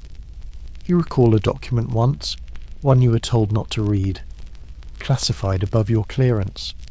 A black page, no words, just numbers, and a line that read, "If you're reading this, you are meant to." You shut your eyes. Try to push the voice away, but it speaks again. Go to the train yard tomorrow, but not for the drop, for the truth. You ask, whose truth? Whichever one survives the longest. And then silence. Real silence. You wait. A full minute. 5. No return. You put your coat back on. Pick up the gun you didn't think you'd need tonight. And for the first time in weeks, you feel something in your gut that isn't dread. It's not hope, not clarity. It's purpose. Because someone's talking to you from behind the mirror. And maybe they're the only one who still wants you to win. It's always a train yard. Empty. Forgotten. Too quiet for comfort. Too open for safety. The kind of place where ghosts gather. You arrive just before sunset. Not too early. Not too late. The place looks like it's been dying for 20 years. Rusting tracks. Crows on telephone wires. Cars without wheels. Graffiti written in languages no one speaks anymore. You stop at the edge of the platform. Don't step down, because you've seen this before. The moment you leave the concrete, you're inside the game. And this isn't a meeting, it's an equation. And you're the variable someone forgot to eliminate. You scan the yard. There's a train car in the distance, boxcar, grey, leaning like it's hiding something. A tower with broken glass. A shed with a door that never stays closed. The invitation told you 18 o'clock. You check your watch. 17:57. You were never going to wait 3 minutes. You walk forward. Slow. Deliberate. Each step placed like you're tapping a minefield. You pass the first rail. Nothing. Then the second. Still nothing. That's when the hairs on your neck go stiff. Because that's exactly how they want you to feel. You keep going. There's no wind, but the crows scatter anyway. Something spooked them. You reach the boxcar, doors open. Not wide, just enough to whisper, "Come closer." You step up to it. Peek inside. Dark. Too dark. But you see it faintly. A chair. A table. And on that table a file. Thick. Rubber band. Stamped. Eyes only. You don't touch it. Not yet. You check the shadows. Corners. Roof. Undercarriage. No movement. You step inside. It smells like dust and something that once burned. You pick up the file. Open it. And there it is. Your name. Not your cover. Your real one. Birth records. Training evaluations. Psych profiles. Photos from a place you haven't seen in a decade. One with your mother's face. This isn't surveillance. This is dissection. They didn't just watch you, they took you apart. And then you see the last page. A single sentence. Printed, not typed. You're not who you think you are. You close the file. Because now the trap isn't a place. It's a thought. And it's already inside your head. You step back outside. The sun has dipped. The shadows stretch, and now you see them. 3 men, distance apart. No visible weapons. But the stance is wrong. You don't run. You walk straight toward the nearest one. He doesn't move. You say, "You set this up?" He shrugs. Says, "You walked into it." You nod. That's fair. You ask, "Who sent the message?" He smiles. And you realise he doesn't know. He's a pawn. You say, "What now?" He glances past you. You follow his eyes. Back to the boxcar. Another figure stands there now. Female, small, face in shadow. She raises a camera. Click. Then she turns and walks away. You move to follow, but the man blocks you. "Don't," he says. And that one word, it lands like a verdict. You back away. Retreat. Because something just changed. Someone took your photo not to identify you, to confirm you, like you were the final piece on a board you didn't know you were playing on. You leave the train yard, alive, but not whole. You no longer trust the file, or the face in the camera, or the voice from the night before, because all of them were real, and none of them told the truth. But one thing is clear now. The trap was never about catching you. It was about activating you. It's a phrase whispered once, back when you were still in training. Glass heart. No file, no context. Just a rumour passed between handlers, like an urban legend with consequences. They said it was a myth, a failed op, a ghost mission. They lied. Because now it's written in clear black ink. On the last page of the file they left you in the train yard. Operation Glass Heart. Below it, your code name. Not Eric, not the one you use in Berlin. Your original designation. The one they said was purged. You sit in the corner of the fallback safe house, staring at the page, trying to breathe. Your lungs feel full of needles. Glass heart. What does it mean? You flip the page. Blank.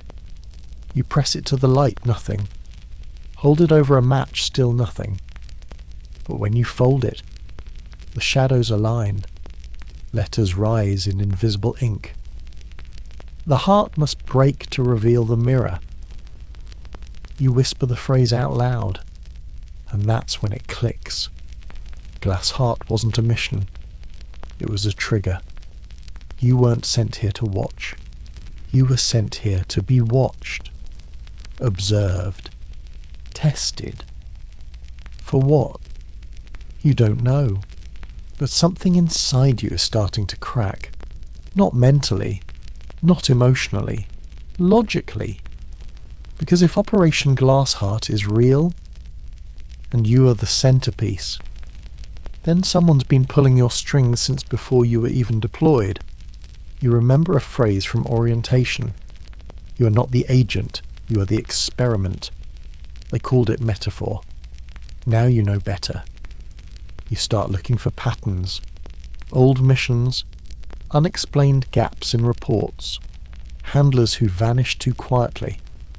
You were always close to something, but never the one to touch it. That was by design. Every assignment was a circle, every success a redirection. You've been orbiting something. Not a bomb, not a secret. A program, Glass Heart. You break open your emergency kit. Inside, a frequency scanner. encrypted radio log, 3-day pills, and a strip of paper you were told never to use. Burn after reading. You read it now. It's a map. Not of the city, not of east or west. It's your life. Pins and arrows and abbreviations. Dates you recognise. Missions you lived. And right beside them, symbols, Greek. Test groups, control sets. Your relationships were all marked. Your failures planned. You weren't being deployed into the Cold War. You were being measured by it. You fall back into the chair, eyes on the ceiling, mouth dry, heart somewhere between disbelief and rage. And that's when the knock comes. Soft. Not official. Not Stasi. You stand, hand on weapon. No footsteps outside. Just the shadow of a figure through the frosted glass. You speak through the door. Who sent you? A voice replies. Low, raspy. You did, long time ago. You freeze. The door creaks open. A man steps in. Older, civilian clothes. Eyes like broken glass. He closes the door behind him. Sits without invitation. Then places an object on the table. A pendant. You know it instantly. You saw it once in a photograph tucked into your mother's Bible. But your mother never told you what it meant. The man says, she was the first version of the project. You're the second. You say nothing. Because your mouth is filled with answers that don't make sense yet. He continues. They called it glass heart because that's what you are. Fragile, reflective, and meant to shatter in just the right hands. You ask, what was the goal? He shrugs. Control, loyalty, a new kind of soldier. One who doesn't know he's already obeying. You say, and now? He leans in. Now? You either finish what they started, or you break the glass from the inside. He stands. Leaves the pendant behind. No goodbye. No threats. Just a message. You were never a spy. You were the fuse. You were taught never to question the mission. The mission is the anchor. The mission is the compass. The mission is the only thing that matters when your name, your country, and your face stop meaning anything. But what happens when the mission isn't yours? What happens when the mission was you? You sit in the quiet after the visitor leaves, staring at the pendant. The same one from the photo. From before. You never wore jewellery. Never had anything sentimental. That wasn't allowed. But this is proof. Of something. Of someone. Of a story you weren't supposed to remember. It takes 3 hours before you decide. You're going to break protocol. Not a little. Completely. Because following orders has only ever led you deeper into the maze, and if the only way out is through a wall, then it's time to stop looking for doors. You go back to the old case file, the one they left at the train yard, flip through it again. But this time you're not looking at the photos. You're counting the staples. 4 in total. Too many. One of them doesn't belong. You pry it out.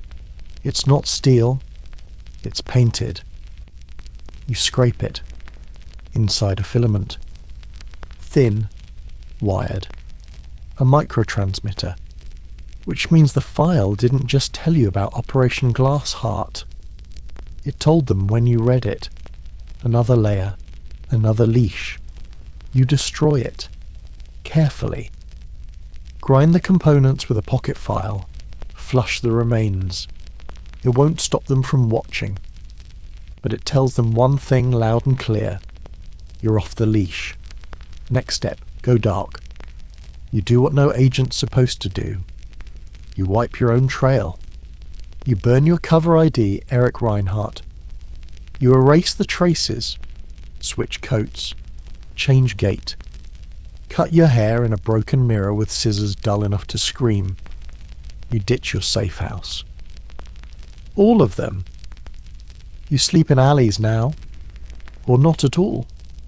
You tap into public records, blackmail an archivist, trade a bottle of vodka for a key card you'll never return.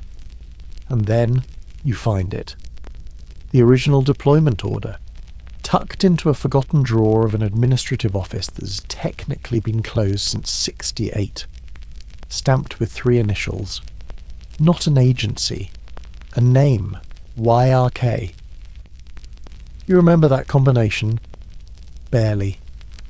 3 letters stitched into the lining of your academy training coat. The one that went missing before your final evaluation. You thought it was a mistake.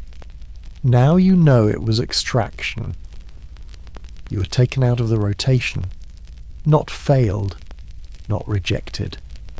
Redirected into something else. You walk out of the building and into the night with your heart pounding against the inside of your ribs like a warning siren. You feel every eye in the city, even the ones not real, but you don't care. Breaking protocol isn't rebellion, it's revelation. You get back to the place with the pendant, hold it in your palm, tight, like you're trying to squeeze answers from metal. Then you do something you've never done in this life. You call the emergency line, the one they told you never to use. 6 digits, all zeros. A ghost frequency. It rings. Once, twice. Then a voice. Female. Not recorded. She says, "You're not cleared for this line." You say, "Glass heart has cracked." Silence. Then, "Say again?" You repeat it. "Glass heart has cracked. Version 2 is active." Another silence. This time longer. Then the voice says, "Stand by for extraction." You reply, "No. No. I'm not coming in. I want a name. I want YK." The voice says, "That's above your grade." You laugh. "Not anymore." She hangs up. Just like that. No threats. No instructions. No recovery code. That's when you know. You've reached the line past which no one follows protocol. Not even them. You're not a spy now. Not a soldier. Not even an experiment. You're a wild card. And wild cards don't fit in files. They don't sit still. They don't wait for orders. They make their own. You look at your reflection in the window. Not Eric. Not the version they trained. Just you. Unknown. Unowned. Awake. There's a bar in the corner of the city that doesn't exist on any map. It's down a staircase with no name. No sign. Just a faint smell of smoke and broken promises drifting up into the cold. You've been there before. Twice. Once to meet a journalist who never showed. Once to forget what you knew. This time you're here to remember. It's late, which in Berlin means early. Everyone who drinks this deep into the night does so to avoid something. A name, a memory, a decision they can't take back. You fit right in. The bartender doesn't ask for ID. He doesn't ask anything. He sees your coat, your hands, the way your eyes track the room without moving your head. He knows what you are. You order vodka. Neat. No lemon, no ice. He nods like he expected that. You take your drink to the far end of the room, where the smoke is thickest and the music is lowest. There's a man already sitting there, older, smoking, reading a book no one reads for pleasure. The Communist Manifesto worn and underlined like a prayer. He doesn't look up. Just says, "You're late." You sit, because you're not surprised. He's not your contact. He's your reflection in a cracked mirror. Not literally, but close. A former operative, burned, forgotten, still breathing out of spite. He takes a drag off his cigarette, ashes it into a glass shaped like a grenade. He says, "You're here about Glassheart." You nod. He chuckles. "They told me the same thing when I was your age, that I was special, that I had clearance no one else had." You ask, "What happened?" He exhales. "They lied. I believed them. That's the cycle." You say nothing, because you're not here for comfort. You're here for data. He continues. "They recruit us young, break the edges off our memories, give us names that feel like jackets, not skin." You ask, "What's Wyerk?" He stops, looks at you for the first time. The smoke hangs between you like a veil. He leans in. "You sure you want to know?" You nod. He leans back, says, "Yuri Roman Konstantinov, a defector. Or maybe not. Maybe just the first one they let disappear." The name doesn't ring a bell. Until he adds, "He's the architect of Glassheart." You feel the weight of those words. He's not just a defector. He's the reason you exist. You ask, "Where is he?" The man smiles. Same kind of smile you've seen on corpses that haven't been found yet. No one knows, that's the point. They built the whole project around his exit. He sips your vodka. Doesn't ask permission. "That's the thing about defectors," he says. "Sometimes they're not running away, sometimes they're running ahead." You let that sit. Then ask, "Why did they give me this mission?" He shrugs. "You were predictable. You were trained too well. You were never supposed to question." You say, "But I did." He nods, and then says, "That's what they wanted." You freeze. He continues, "You think you're off script. But this was always page 17. The moment the subject begins doubting the authorship of their life, you stare at him. He stares back. You're not rebelling. You're maturing. That's what the experiment is. To see how long it takes before the subject starts lying to themselves. You whisper, and if they don't, he ashes the cigarette. They get retired. You stand. He doesn't stop you. You toss a few marks on the bar even though you don't have to. The bartender doesn't flinch. He knows not to. You push through the door and back into the cold. The vodka sits warm in your gut. The lies sit warmer. Because here's the truth. You don't trust them. But now you don't trust you either. And once that doubt takes root, everything else is just noise. They teach you early that every room is listening. Every socket. Every vent. Every painting that's too perfectly hung. You learn to sweep with your hands, with light, with silence. But there's a deeper kind of bug, one they don't train you for. The kind that isn't in the walls, but in your mind. And you're starting to hear it now. You've changed locations 4 times in 2 days. Never more than one night in the same place. Each safe house less safe than the last. Tonight you've ended up in a crumbling hostel once used by the French occupation. Peeling paint, flickering hallway bulb, toilet with no seat. Perfect. You bolt the door behind you, wedge your chair under the knob, unplug the radio, pull the drawers out of the dresser and turn them upside down. Not because you're paranoid, because you're logical. You sweep the room again, wall to wall, vent to socket, baseboards to ceiling seams. Nothing obvious. But still, you feel watched. So, you stop looking, and you start listening. You sit on the edge of the bed. Close your eyes. Then you whisper something you've never said out loud. Your real name. Not the one they trained. The one your mother used. And you listen. Wait for a click, a breath, a shift. And there it is. So faint you almost miss it. The radiator. A hum, then a pause, then a hum again, repeating. Too regular to be natural.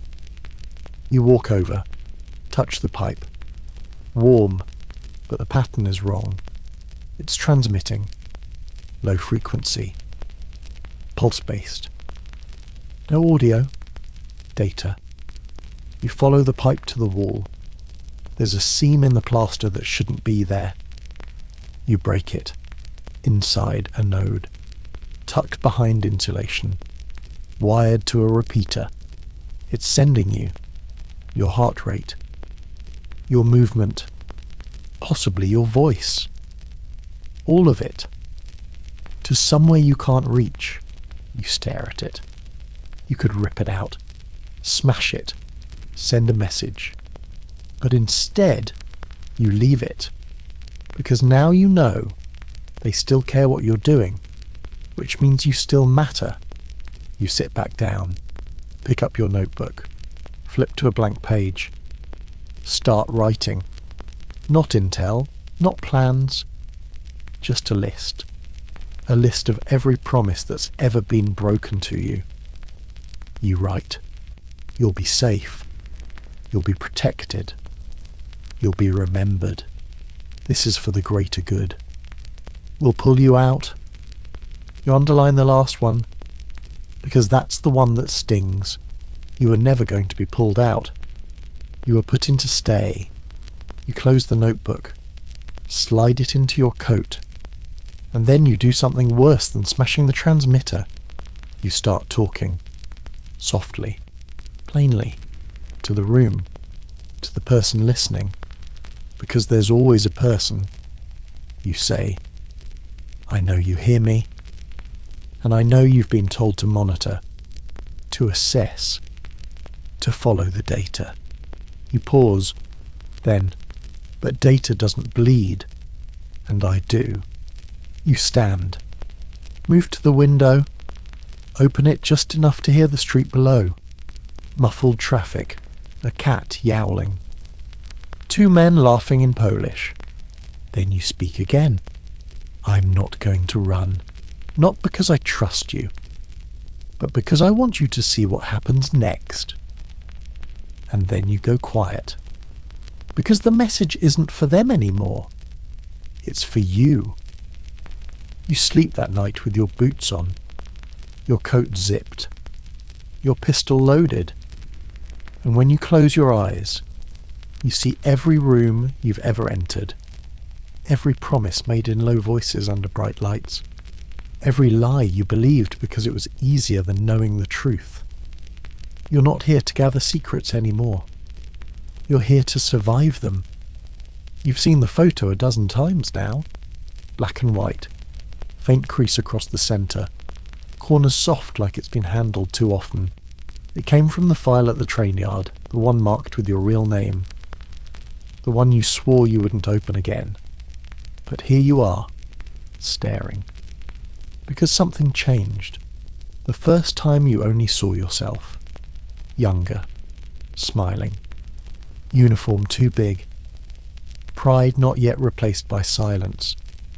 But now there's something else. Someone else. A figure in the background, barely visible. Face turned, as if caught just before walking away. You never noticed them before. And now you can't stop seeing them. You scan the photo again. Magnify the image through a cracked magnifying lens. You catch the outline of their coat. Military, not local. The collar has a mark. Two parallel lines, not insignia. Not rank. It's a symbol. One you've seen once before. In a briefing you were told to forget. Double line operative.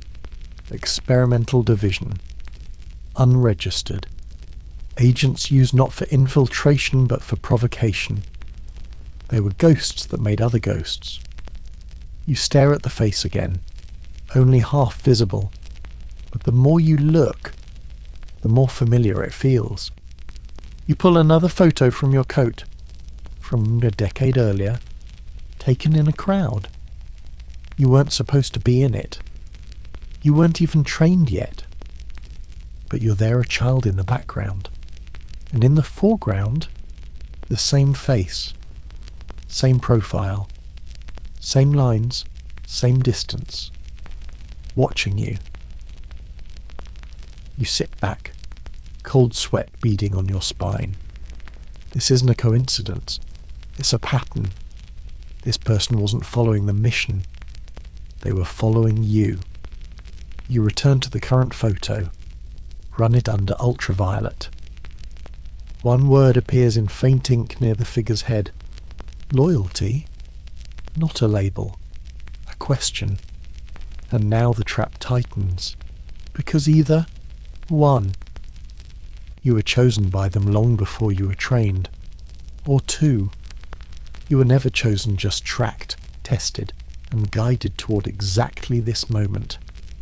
You flip the photo. Back of the paper. Nothing. Then a code. Tiny. You plug it into the decoder from your emergency kit. The coordinates lead to a warehouse on the edge of Berlin, near the old rail lines. You were told it burned down 6 years ago. But if that were true, you wouldn't be holding a location tag dated last month. You fold the photo, slide it into your pocket. You check your pistol. Clip full. 1 in the chamber. You don't expect a firefight. You expect reality to bend. Because whoever's in the photograph, they've been waiting for you. You reach the street just after midnight. You don't take a vehicle. Too traceable. You walk. Every step in rhythm with the questions in your head. Why me? Why then? Why still? The city hums around you like a broken radio. Everyone else is asleep, but you're awake in a version of Berlin no one sees anymore. You reach the warehouse at 2:10 a.m. It's still standing. Scorched. Boarded. But intact. You step inside. Dust. Silence. And something else. The smell of film. Old photographs. Chemicals. History being burned and developed at the same time. You follow it. Down a corridor. Around a corner. Into a dark room. And on the wall, photos.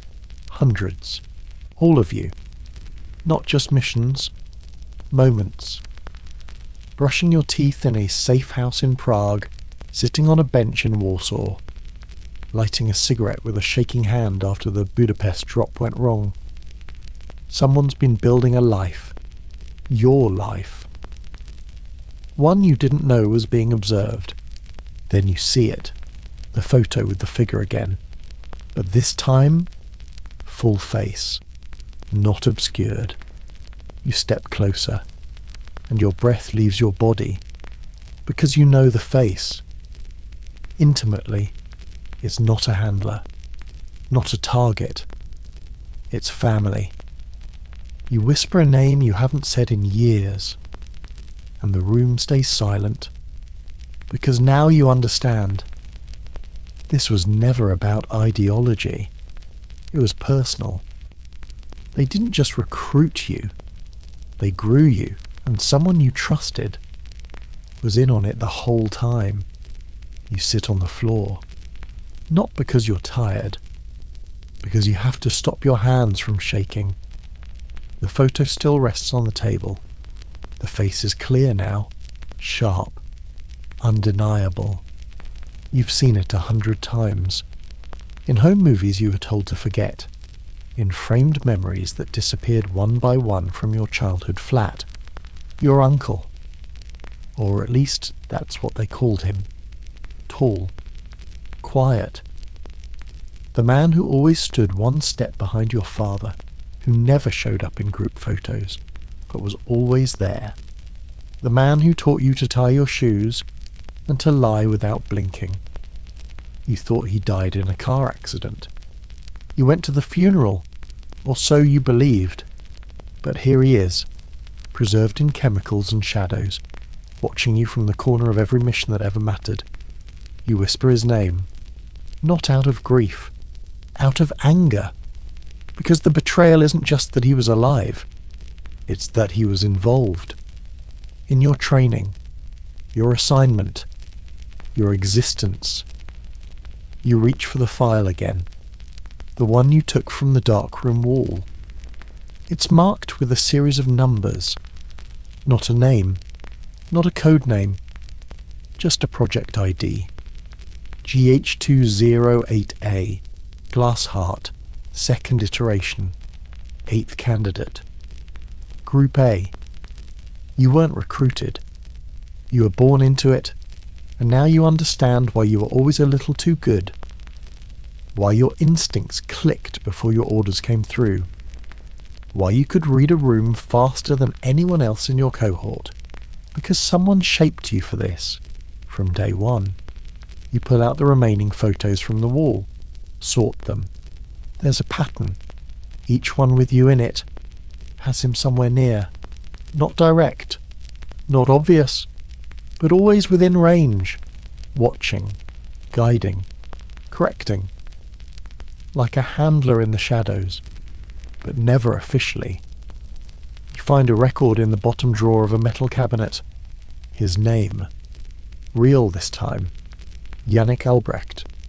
Attached to a now-defunct directorate. Experimental Recruitment and Behavioral Conditioning ERBC. Scrubbed from agency records. Declassified, then reclassified. The kind of office that never had a front door. You sit down. Run your fingers over the ink. It's not rage anymore. It's clarity. You remember something now. A moment. You were 10. Sitting in the back seat of a car. It was raining. He turned to you, handed you a cassette tape. Said, "If anything ever happens, follow the instructions on this." You never found that tape again. Until now. Because it's here, tucked in a rusted ammo box at the back of the room. Labelled in his handwriting, G. You press play. The tape hisses. Then his voice. Older. Measured. Almost gentle. If you're hearing this, then the program is failing. Or worse, succeeding too well. You weren't meant to reach this point. They said it would be too destabilizing, but I disagreed. You're not just an operative, you're the test and the outcome. And the only way to pass is to break it from the inside. They will try to convince you that you're confused, that this is a breakdown, but it's not. It's the final protocol, it's awakening. The tape clicks off. Silence. You press rewind.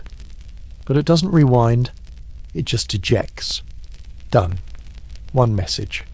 One moment. That's all he left. No map. No answers. Just a warning. And a truth that feels too heavy to carry alone. Your family didn't betray you for survival. They built you for sacrifice. You stare at the room. The wall of photos. The files. The old machine humming in the corner. And you realise this isn't a safe house. It's a shrine. Built for you. By him. A place to remember what you were never supposed to know. And now you can't unknow it. Your bloodline wasn't corrupted. It was designed. You were never just a spy. You were a legacy. And it's your turn to choose. Follow the program. Or finish what he tried to end. It starts like this. You burn the first file. Not carefully. Not ceremoniously. You don't even look at what's in it. You just light it and watch it curl. Because you don't need more evidence. You don't need more truth. You need freedom. The warehouse smells like smoke and dust and the rot of old plans. Each photo, each page, each symbol, they go into the fire. Not because they're meaningless, but because they were meant to control meaning.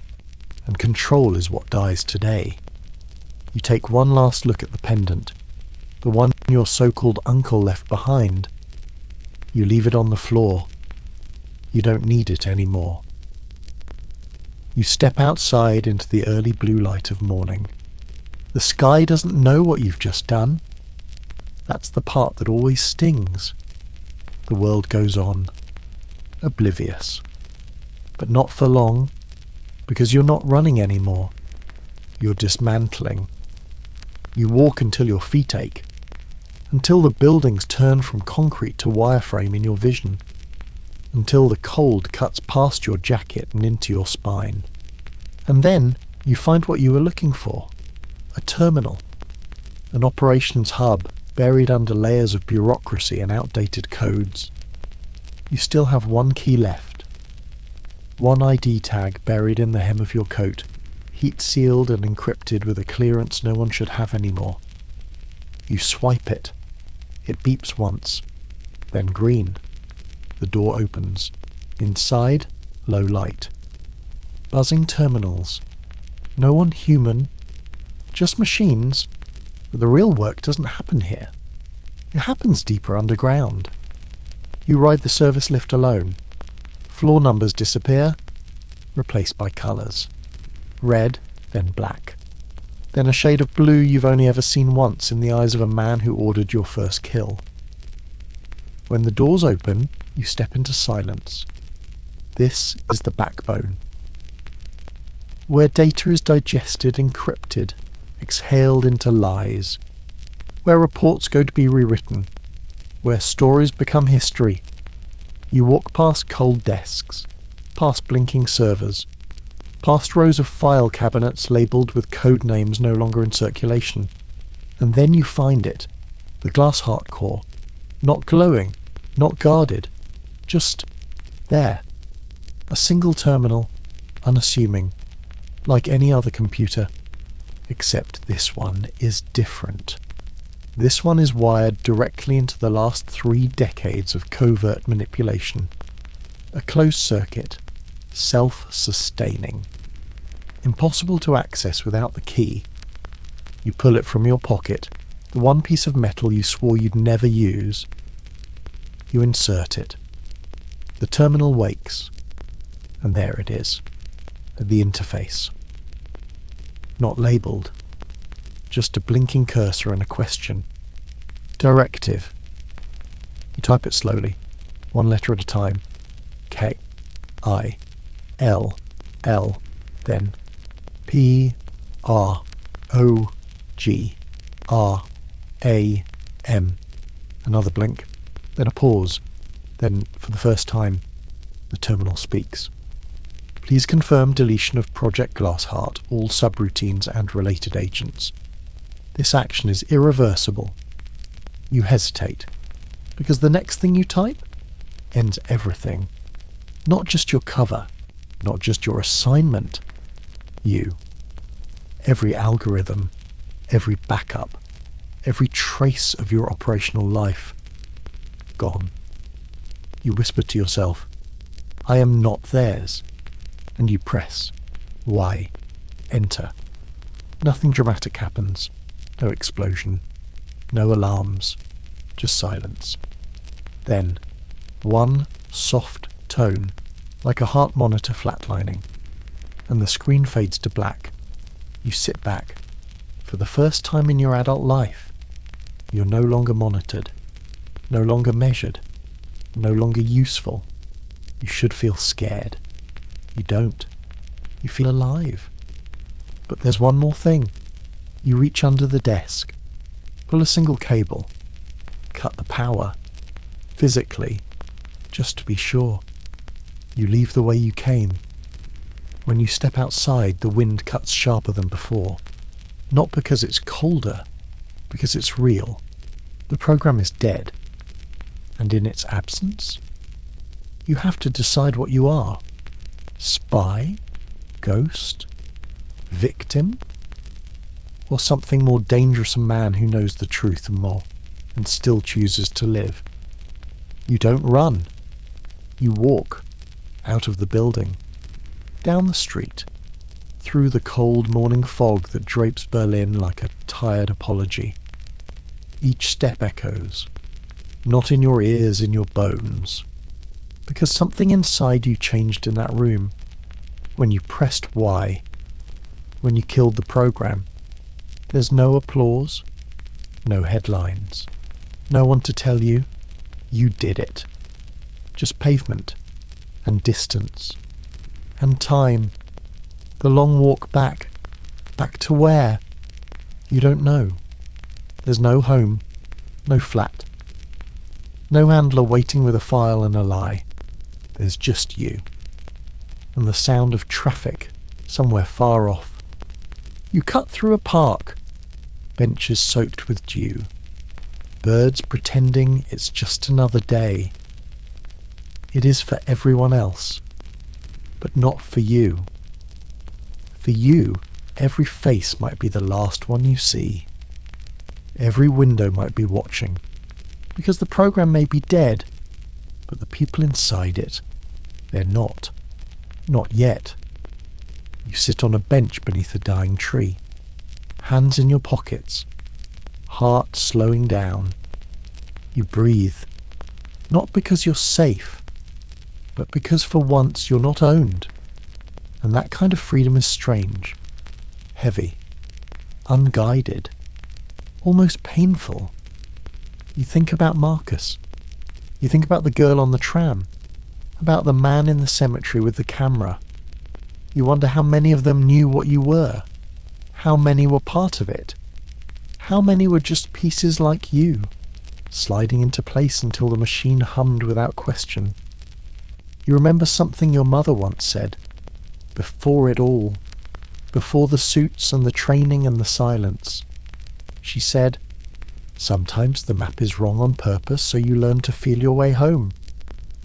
That's what you're doing now, feeling.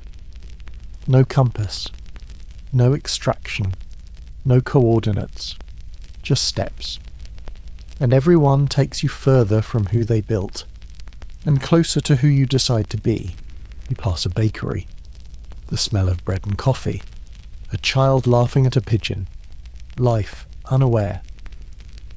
You want to sit down, buy something, pretend, but you know better. You can't be seen too long in any one place. Even ghosts have routines. You head south, through a back alley, past a mural that's been painted over 5 times.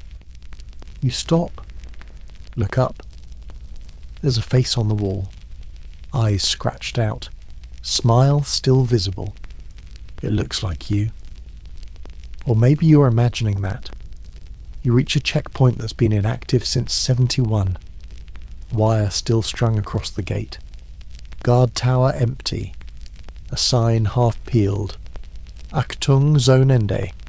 You climb over it. Rip your coat on the edge. You don't stop. You walk until your feet blister. Until the sun is overhead. Until the clouds stop pretending they're coming back. And still, you don't stop. Because there is no going back. Not to the agency. Not to the program. Not even to the version of you who thought there were sides to pick. This isn't east or west anymore. It's between control and choice. And you chose. You chose the long road. The slow one. The one they said didn't exist. You chose to walk it alone. And that's what they never expected. They trained you to kill, to disappear, to follow. But they never trained you to live. Not without them, not without orders, not as yourself. So, here you are. No mission, no map, just footprints behind you and questions ahead. And one final truth humming in your chest like a second heartbeat. You didn't escape. You ended it. The first message comes in folded paper. No envelope. No stamp. Just wedged into the side of a park bench in Vienna. One you only sat on for 3 minutes 2 days ago. You find it in the morning, tucked into the inner lining of your jacket. You didn't put it there. You unfold it. 4 words. We still see you. No signature, no mark. Just that soft reminder, like a breath on the back of your neck. You crumple it. Don't burn it. That would admit it mattered. Instead, you toss it down a drain, walk 5 blocks, then pay cash for a black market burner phone with a battery that feels older than the wall it came from. You switch it on, scroll through the preloaded contacts. Only one number, no name. You don't call it. You call someone else. Someone from before, a doctor. Not the kind who wears a coat. The kind who never blinks. She answers after one ring. She says, "I told you not to contact me." You say they're still out there. She exhales like someone lighting a cigarette just off frame. Then, "They always will be." You ask, "How do I make it stop?" She pauses. Then, you don't. You make it louder. You bury them in their own signal. You ask what that means. She says, "They taught you how to hide. Now you need to teach them how to lose." Click. Line goes dead. You sit on the bed in your cheap motel. Springs broken. Floor cold. Walls too thin to trust. You start writing. Not in code. In ink. Truth. Everything you remember. Every mission. Every training day. Every moment where the silence got too loud and someone else paid the price. Names, dates, code names, cities. Not to publish. Not yet. Just to get it out. You keep writing until your hand cramps. Then you do the unthinkable. You mail it. To yourself. Under a fake name. To an abandoned P.O. box across the border. Insurance. Because if they catch you, you want something to live on without you. You hit a checkpoint the next morning. Fake passport. False papers. The guard barely looks at you. But when he stamps your visa, he mutters something under his breath. You catch it. Burn mark. You freeze, because that term isn't for the public. That's internal code. It means known operative compromised. Which means someone updated your file. Which means someone reopened the program. Even though you killed it, you step away. Keep walking. Pulse steady but eyes scanning. You count 4 men around the square. Wrong clothes. Wrong posture. Too clean. Not tourists. They don't follow. But they don't need to. Because now you know. You've been pushed back into the current. Not pulled. Pushed. Because even if the program is dead, just the infrastructure lives. The back channels. The surveillance. The people who stayed too quiet while the data fed itself. You're not just marked. You're bait. They want to see what you'll do next. And you plan to disappoint them. You reach an old cathedral. Tourists all around. A perfect place for eyes to hide. You duck into a confession booth. Not to confess. To listen. To think. To rest for 2 minutes. You remember a mission from your 3rd year. Insert a message in a psalter. Page 242. You open a hymn book now on instinct. Page 242 is torn, and in its place, a card, blank. Except for a watermark, a symbol you recognise from training footage only. An internal sigil for black channel operations, wet work in the West. This wasn't just surveillance. They're authorising something. Possibly your erasure. You fold the card. Place it under your tongue. Walk calmly into the alley behind the cathedral. Spit it into the sewer. Let them come. You're not scared anymore. Because when they burned your file, they left something behind. You. And you are not made of paper. The message comes through static. Encrypted. Buried inside a civilian radio broadcast. on a channel no one uses anymore, unless they know what to listen for. You hear it while standing in line for a train ticket to nowhere. A voice. Old. Calm. Almost kind. Speaking in code that sounds like a children's rhyme. The cat wears boots, the boots are black, the black is fire, and fire comes back. You freeze. That's not just a signal. That's a pull phrase. One designed to extract deep cover agents. The last one you were ever given. You were told if you heard it, everything around you had failed. And someone high was offering you a way out. Not a mission. Not another lie. An extraction. You step out of line. Leave the station. No luggage. No questions. Just the rhyme echoing in your ears like a countdown. You find the dead drop less than an hour later. A hollowed-out brick behind a news kiosk in Bratislava. Inside, a key, a map, a single sentence. Room 612, Hotel Salieri, 21 o'clock hours. You memorize it. Burn the paper in a train station trash barrel. Walk the next 12 kilometers on foot. Not because you're cautious, because you don't trust even your own footprints anymore. At 20:45 you enter the hotel. Lobby is quiet. Staff doesn't ask questions. You walk like you belong. You don't take the elevator. You take the stairs. And when you reach the 6th floor, you stop at the stairwell door, listening, breathing. And that's when the first red flag hits. No smell. Every hotel has a scent dust. Cleaner. Life. But this hallway, it smells like nothing. You push the door open. Walk slowly. Room 612 is near the end. You knock. Twice. Then once. The old code. It clicks open instantly. And inside, not an agent. Not a rescue team. Just a man, mid-40s, business casual, reading a file you're sure is about you. He looks up like he expected you 15 minutes ago. Says, "You're late." You stay in the doorway. Say nothing. He gestures to the chair. "You want out, don't you?" You ask, "Out of what?" He smiles. The loop, the program, the lie. You don't move. He sighs, then reaches into a drawer, pulls out something you weren't expecting. A passport, new, authentic. Your name, your real one. A birth date that matches the file from the warehouse. A visa, a plane ticket.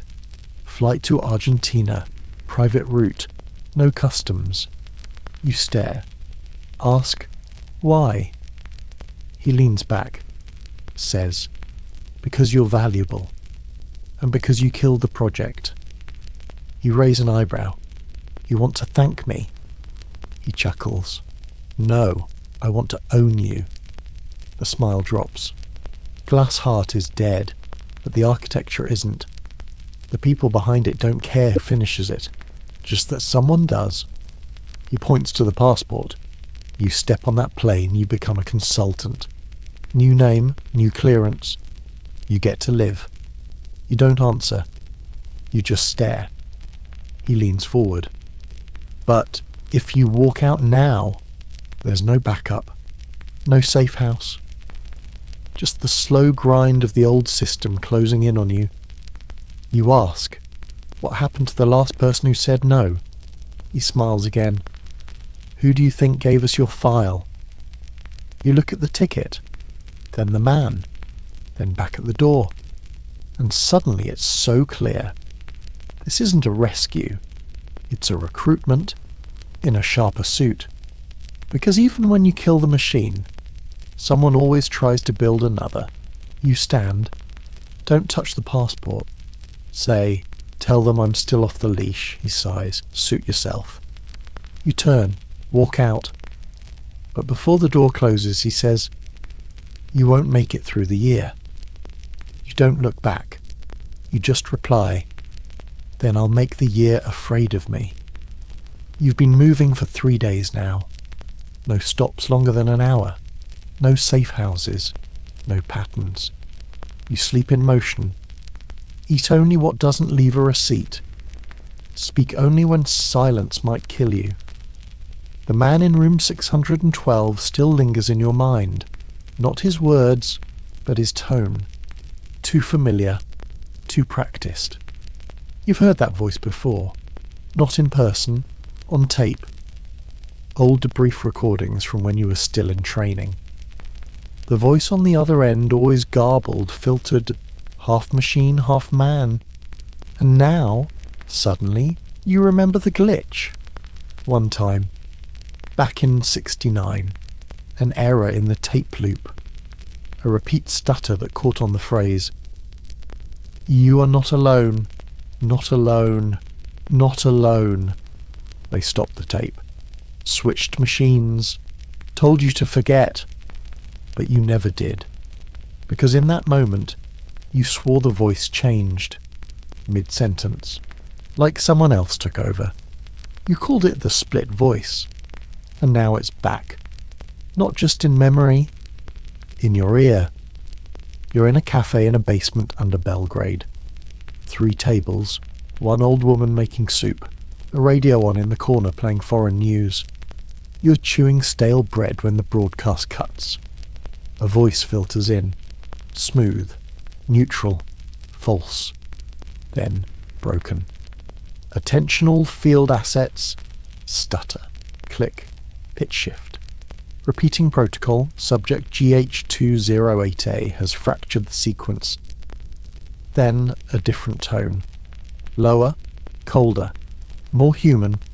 Prepare containment. Prepare containment. Prepare containment. 3 times. That stutter again. You freeze. The woman at the counter doesn't blink. You realise she's not cooking anymore. The soup is boiling over. She's just staring at the radio, like she hears it too. You stand. Leave money. More than needed. You're outside in seconds. Air too still. Sky too quiet. You reach your pocket and pull the matchbook from Hotel Salieri. It has something pressed under the cover, a microdot. You lift it, hold it to the sun. It contains a single phrase. The voice is not one. That's not code. That's instruction. And suddenly you realise something that locks your lungs. You are never being followed by one agency. Not even one agenda. There are 2 voices, 2 sides of the programme, 2 sets of eyes, one shaping the story, the other watching it fall apart. You weren't a tool, you were a tug of war. Between those who believed the programme could work and those who knew it had to be destroyed from the inside. You were never rogue. You were the fulcrum, and now they're both closing in. You walk faster, pull your collar higher, listen to the street like it's whispering. You stop at a phone booth. One of the old Soviet ones, cracked glass, receiver dangling like a broken limb. You call the only number left that hasn't been burned, the archive. Old contact, back in Warsaw. A man who catalogues dead programs like they're insects in glass. He answers. You say, "Tell me about the voice." He doesn't ask which one. He just says, "It's not real. Not one man. Never was." They layered vocal patterns. Top layer was command, bottom was insurance. If you ever stopped obeying, the second voice would activate. You ask, "Activate what?"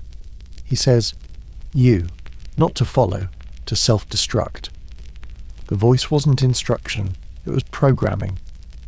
You drop the receiver, let it swing.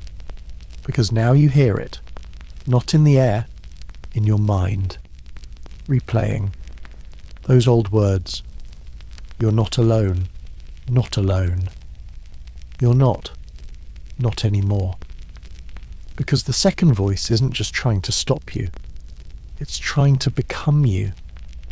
And every choice you make from here has to prove you're still yourself. Or else. The second voice finishes the mission. You're no longer walking in cities. Cities walk through you. You drift between places like a shadow with a destination it hasn't named yet. Nobody knows your name, but someone always seems to know where you are. You smell it on the wind, hear it in static, see it in the way crowds seem to part just slightly like someone whispered ahead, "He's coming." You haven't slept in a bed in a week, not since the second voice began whispering. Not since you realised you weren't the one being hunted anymore. You were the host. But ghosts only haunt what remembers them. So you make yourself forget. Not out of fear, out of survival.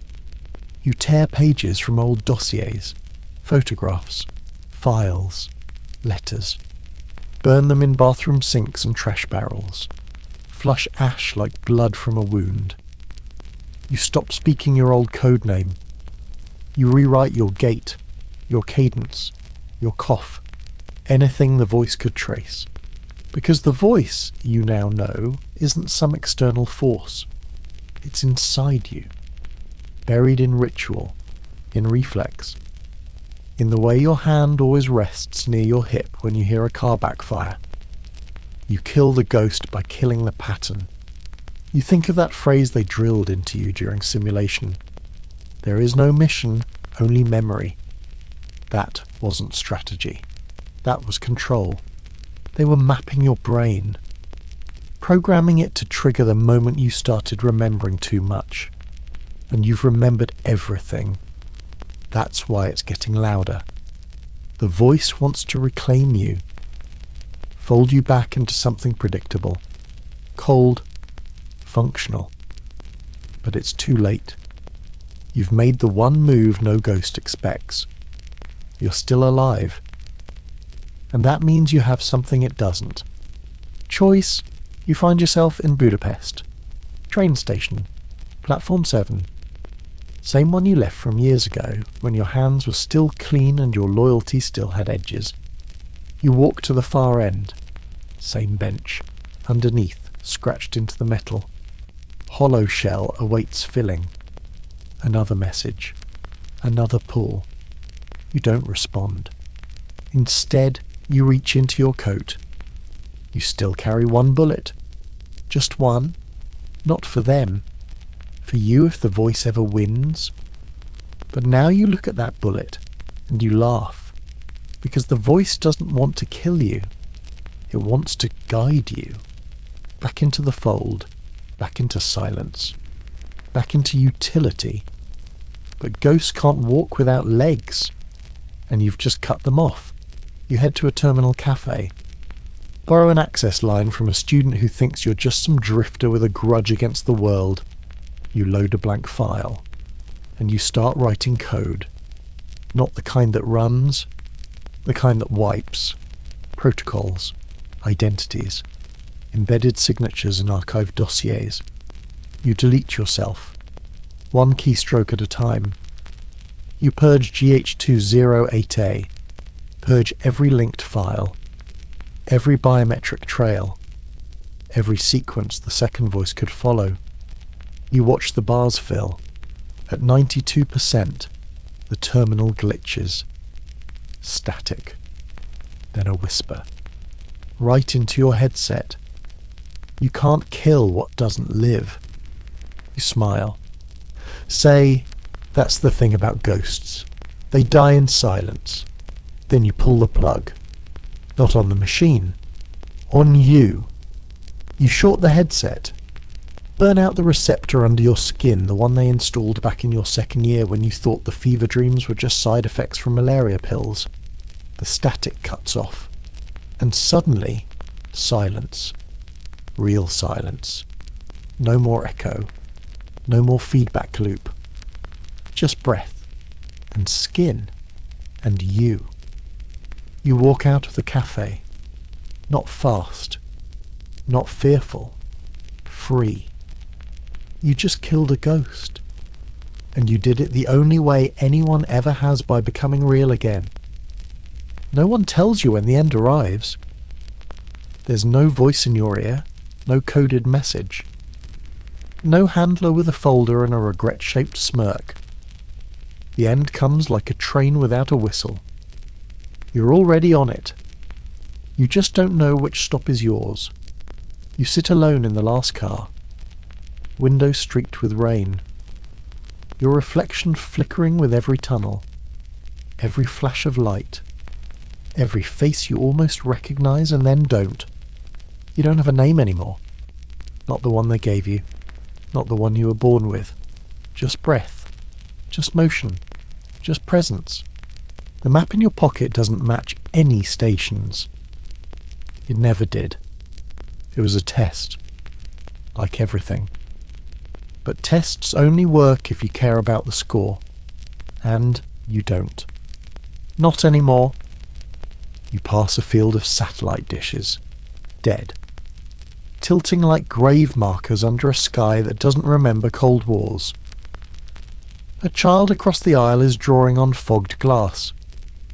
A sun. A bird. A crooked house. You watch her for a moment. She doesn't look at you. Doesn't flinch. Which means maybe. You finally don't look like danger. You shift in your seat. Feel the weight in your coat. Or one last tape. Unlabeled. Found it in the archive. Didn't play it. Not until now. You slide it into the old recorder. Press play. No code. No instruction. Just a voice.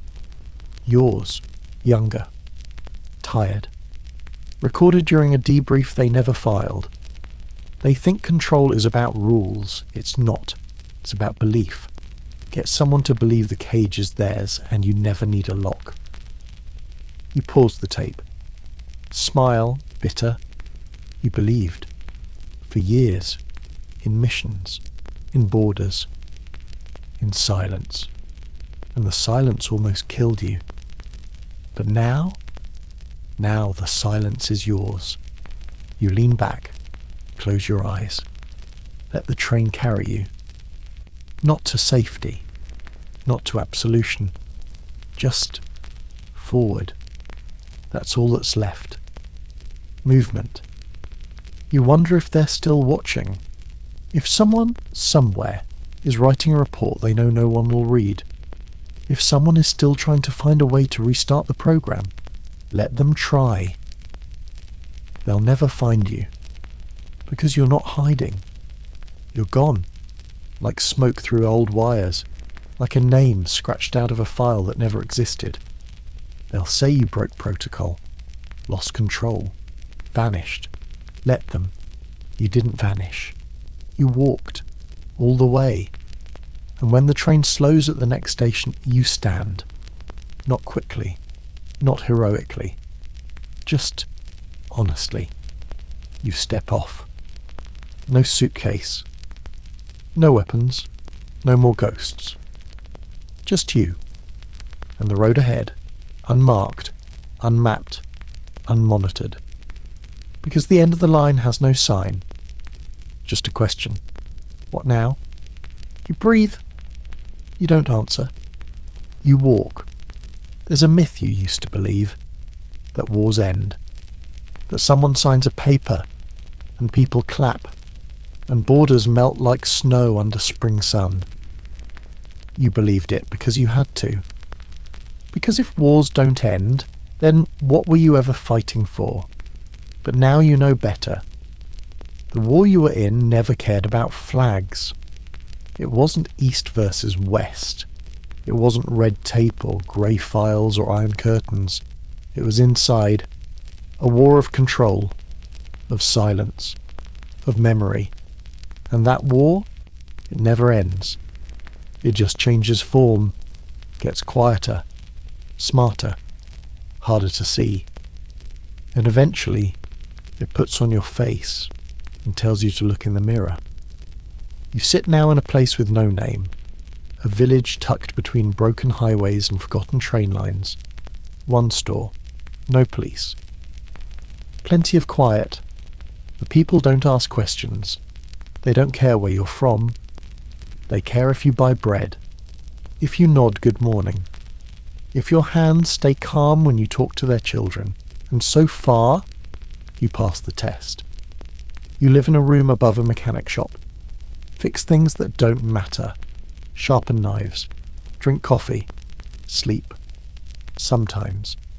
But when you do, the dreams are still structured, still scripted. Briefing rooms, targets, fail-safes. You wake sweating, hands clenched, eyes scanning for corners that don't exist anymore. You don't talk to anyone about it. You don't need to. Because the real enemy never needed uniforms. It needed you. And now that you're gone, it keeps looking. Some nights you turn on the radio. Old habit. Bad one. You listen for stutters in the static. For the voice. The split voice. You haven't heard it in weeks. But silence is louder now than it used to be. That's how you know it's still listening. You write letters to no one. Stack them in a box. Each one numbered. Each one addressed. To the version of me I almost became. You haven't decided what to do with them yet. Burn them? Hide them? Maybe one day someone will find them. Maybe someone like you. Trained to forget. Taught to obey. Programmed to crack. Maybe they'll read your words and feel something you never did during those missions. Hope. You go outside, the wind is sharp. Children are laughing in the distance. Dogs barking. Clouds rolling in from the east, slow and full of weight. You stare at them. Not because you fear what's behind them, but because they look like history, drifting in, uninvited, unavoidable. You think of the name they gave you. You don't speak it.